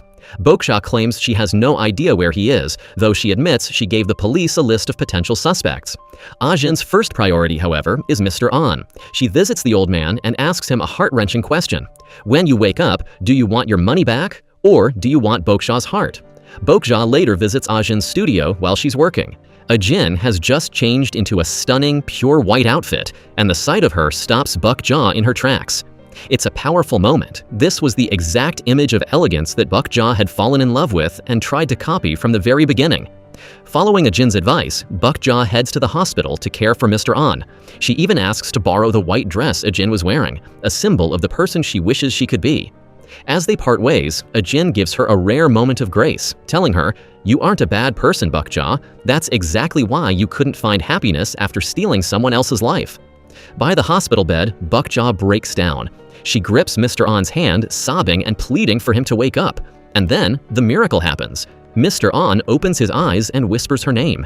He tells her that he knew everything, but he only ever wanted to see her sincere heart. He was actually planning to give her all the money anyway. Overcome with guilt and regret, Boja wails in agony. When the greedy children hear the news and rush to the hospital, Boja becomes a human shield at the door. She barks at them, calling out the daughter for only showing up now that there's an inheritance to fight for, and she absolutely destroys the eldest daughter-in-law, telling her she's a disgrace to her profession for trying to hire a hitman to kill her. She's taking no prisoners. Boja then does something no one expected. She uses her own money to buy back all the family assets that were lost and literally kicks the unfilial children out of the mansion. She and Ajin visit an art gallery where Boja confesses her dream of becoming a painter in her next life. Ajin tells her not to wait, she can start learning right now. She also gives Boja one final piece of advice. Stop looking at me as your idol. I've left that high society world behind. If you want to belong there, you need to watch and learn from the people who truly know how to live with dignity. Mr. An is finally discharged, and Boja takes charge, making the lazy daughter clean the entire house as penance. The next day, the vegetable shop owner shows up at the door, acting like a changed woman. She apologizes to Boja and brings a pot of salmon porridge as a peace offering. To gain Boja's trust, she even leaks the location of the runaway maid. Feeling safe, Boja feeds the porridge to Mr. An and heads out for a golf lesson that Ajin registered for her. But the peace offering was a lethal trap. The porridge was poisoned. Mr. An collapses in agony and is rushed back to the emergency room in critical condition. The eldest daughter calls Ajin with terrifying news. Mr. An has been poisoned after eating that salmon porridge. While the entire family immediately points the finger at Boja, Ajin is the only one who stands by her, convinced that Boja would never hurt him. But before the truth can come out, the ultimate tragedy strikes. Boja is found dead inside the mansion. While Mr. An is still recovering in the hospital, he makes a shocking decision. Realizing his children are vultures and he has no one left to trust, he officially entrusts the management of the company to Han. As he looks at a photo of himself and Boja, he can't help but sigh, finally seeing her as a tragic, pitiable soul. The police launch a massive investigation and find a major roadblock. The eldest sister-in-law had actually canceled the mansion's security contract 15 days ago, meaning there's zero CCTV footage of the crime. Boja's phone records show her last contacts were the sister-in-law and Bang-soon. Ajin, acting like a pro detective, tracks down the vegetable shop owner. She rips into her, exposing the truth. The shop owner tried to poison Boja out of spite, but An accidentally ate the porridge instead. Ajin also reveals the shop's biggest secret, the wiretapping devices used to record high society gossip to sell for profit. Ajin delivers an ultimatum: go to the police and confess, or I'll expose your spying operation to the entire world. Ajin is determined to clear Boja's name, especially after receiving a final heartbreaking text from Boja before she died, proving her innocence. Boja's last words haunt her. "Every time I try to live a good life, something bad happens and turns me into the suspect." Terrified, the shop owner goes to the police. She admits to the poisoning, but swears she didn't murder Boja, claiming she was home asleep. In reality, Boja had confronted her at her house that night, threatening to expose her secrets if she didn't turn herself in. But the police uncover another bombshell. On the night of the murder, Mr. An secretly checked himself out of the hospital. When questioned, Mr. An admits he was so livid about being poisoned that he wanted Boja dead. He even ripped out his IV and called his driver to pick him up. However, Mr. An claims that when the driver arrived, he had a change of heart. He told the driver to go home and went to the mansion's gates alone. He saw a pile of bricks by the door, and even though his heart was filled with hatred for Boja, he controlled himself and walked away without entering the house. Later, back at the mansion, he asks Ajin why Boja would try to kill him, still convinced she only cared about his money. Ajin finally breaks the truth to him. Boja wasn't trying to kill him, she was trying to protect him. She shows him the prenuptial agreement Boja signed, where she officially waived all rights to his inheritance after his death.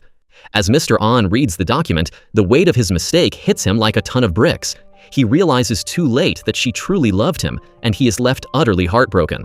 First, the old housemaid returns to the An mansion and gives back every single thing she stole. Why? Because it turns out Boja had a heart after all. She had secretly sent money to pay for the maid's daughter's hospital bills.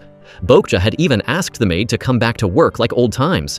Tragically, when the maid arrived early that morning to start her shift, she was the one who discovered Boja's lifeless body. Meanwhile, the drama between the ex-husband, Jae-suk, and the mistress, Sung-hee, reaches a pathetic end.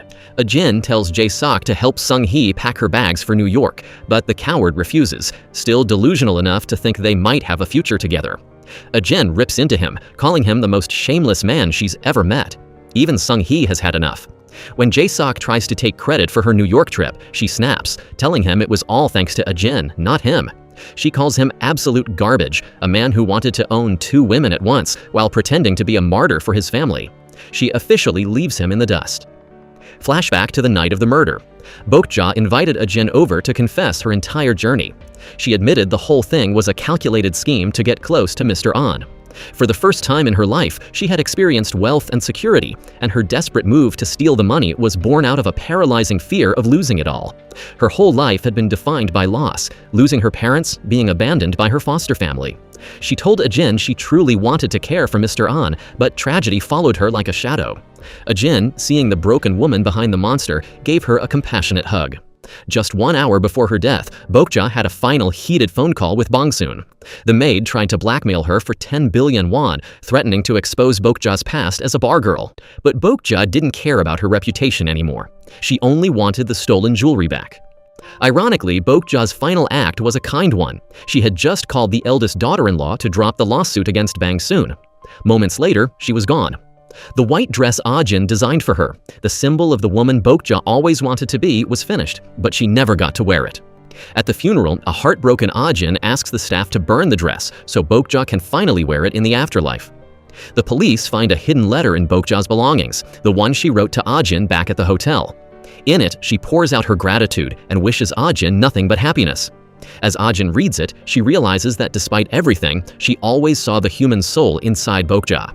That night, Boja's ghost appears in the mansion, watching over a grieving Mr. An and saying a final goodbye to her lonely childhood self. But the mystery of who killed her is finally solved. Just as the police are hitting a dead end in the autopsy, a bombshell hits the news. The eldest son of the An family has walked into the police station and confessed to the murder. The cycle of greed and hatred has finally claimed its last victim. Mr. An watches the news in a puddle of tears, and the eldest daughter-in-law says a tearful goodbye to her husband. In the aftermath of the tragedy, Ajin is absolutely consumed by guilt. She reaches out to her ex-husband, Jae-suk, sobbing that everything is her fault. She feels that if she hadn't brought Boja into the house or introduced him to the mistress, none of these lives would have been destroyed. In a rare moment of maturity, Jae-suk comforts her, telling her it wasn't her fault, it was the choices that everyone made for themselves.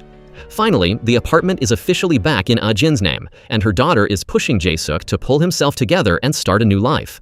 With the storm finally passing, Ajin and Kang's relationship is stronger than ever. Everyone is trying to find their own version of happiness again. Even Sung-hee, the woman who once tried to ruin Ajin, creates a stunning final masterpiece titled Farewell in honor of Boja. Ajin is thriving, standing tall as an independent woman with a brand new beginning. But the shadow of the An family still lingers. Even with their father frail and aging, the eldest daughter still doesn't care about his health. She's too busy arguing with Jae-suk about how to claw back their company shares. Mr. An is left alone, living a hollow life, deeply regretting that Boja is no longer there to care for him. But then, Ajin makes a chilling discovery. While checking her daughter's English diary, she finds an entry from the night of the murder. Her daughter's cousin, the eldest son's boy, had sent her a message saying he was going to kill the demon that night. Suspicious, Ajin asks about the boy's life in America, only for her daughter to reveal a shocking truth. He's not in the US at all. Ajin begins to suspect the nephew, but without hard evidence, she keeps her mouth shut. The reality is far darker than anyone imagined. The nephew was the real killer. He had been there the whole time, watching Boja torment his father and drive his mother to a mental breakdown. The pressure finally made him snap. He never went to America. Instead, he hid in a tent with his father, stole a small knife from him, and kept it in his pocket. After Mr. An left the mansion that night, the boy snuck inside and struck Boja over the head with a brick. In his panic, he accidentally dropped his father's knife at the crime scene. When the police found the knife and called the eldest son for questioning, the father realized his own son was the murderer. To protect his child, he decided to walk into the police station and take the fall for a murder he didn't commit. 5 months pass. The scandal of being a mistress finally catches up with Sung-hee, destroying her career and forcing her into total anonymity. Jae-suk, being the man he is, has already moved on to a new love. But Ajin has found the ultimate victory. She is a successful professional, living a beautiful, peaceful life with her daughter and Kang. As for Boja's soul, she drifts like a butterfly, shedding a final tear as she says goodbye to the world that was so cruel to her. In the end, the police discover that there was never any record of the nephew leaving the country. Justice is finally closing in, and he will likely face the punishment he deserves. Karma truly never misses a person. Whether it's the vengeful nephew or the calculating Boja, everyone eventually pays the price heaven demands. But in the end, it's Ajin, with her grace and her heart of gold, who remains the most beautiful memory in Boja's tragic story. Thank you for watching.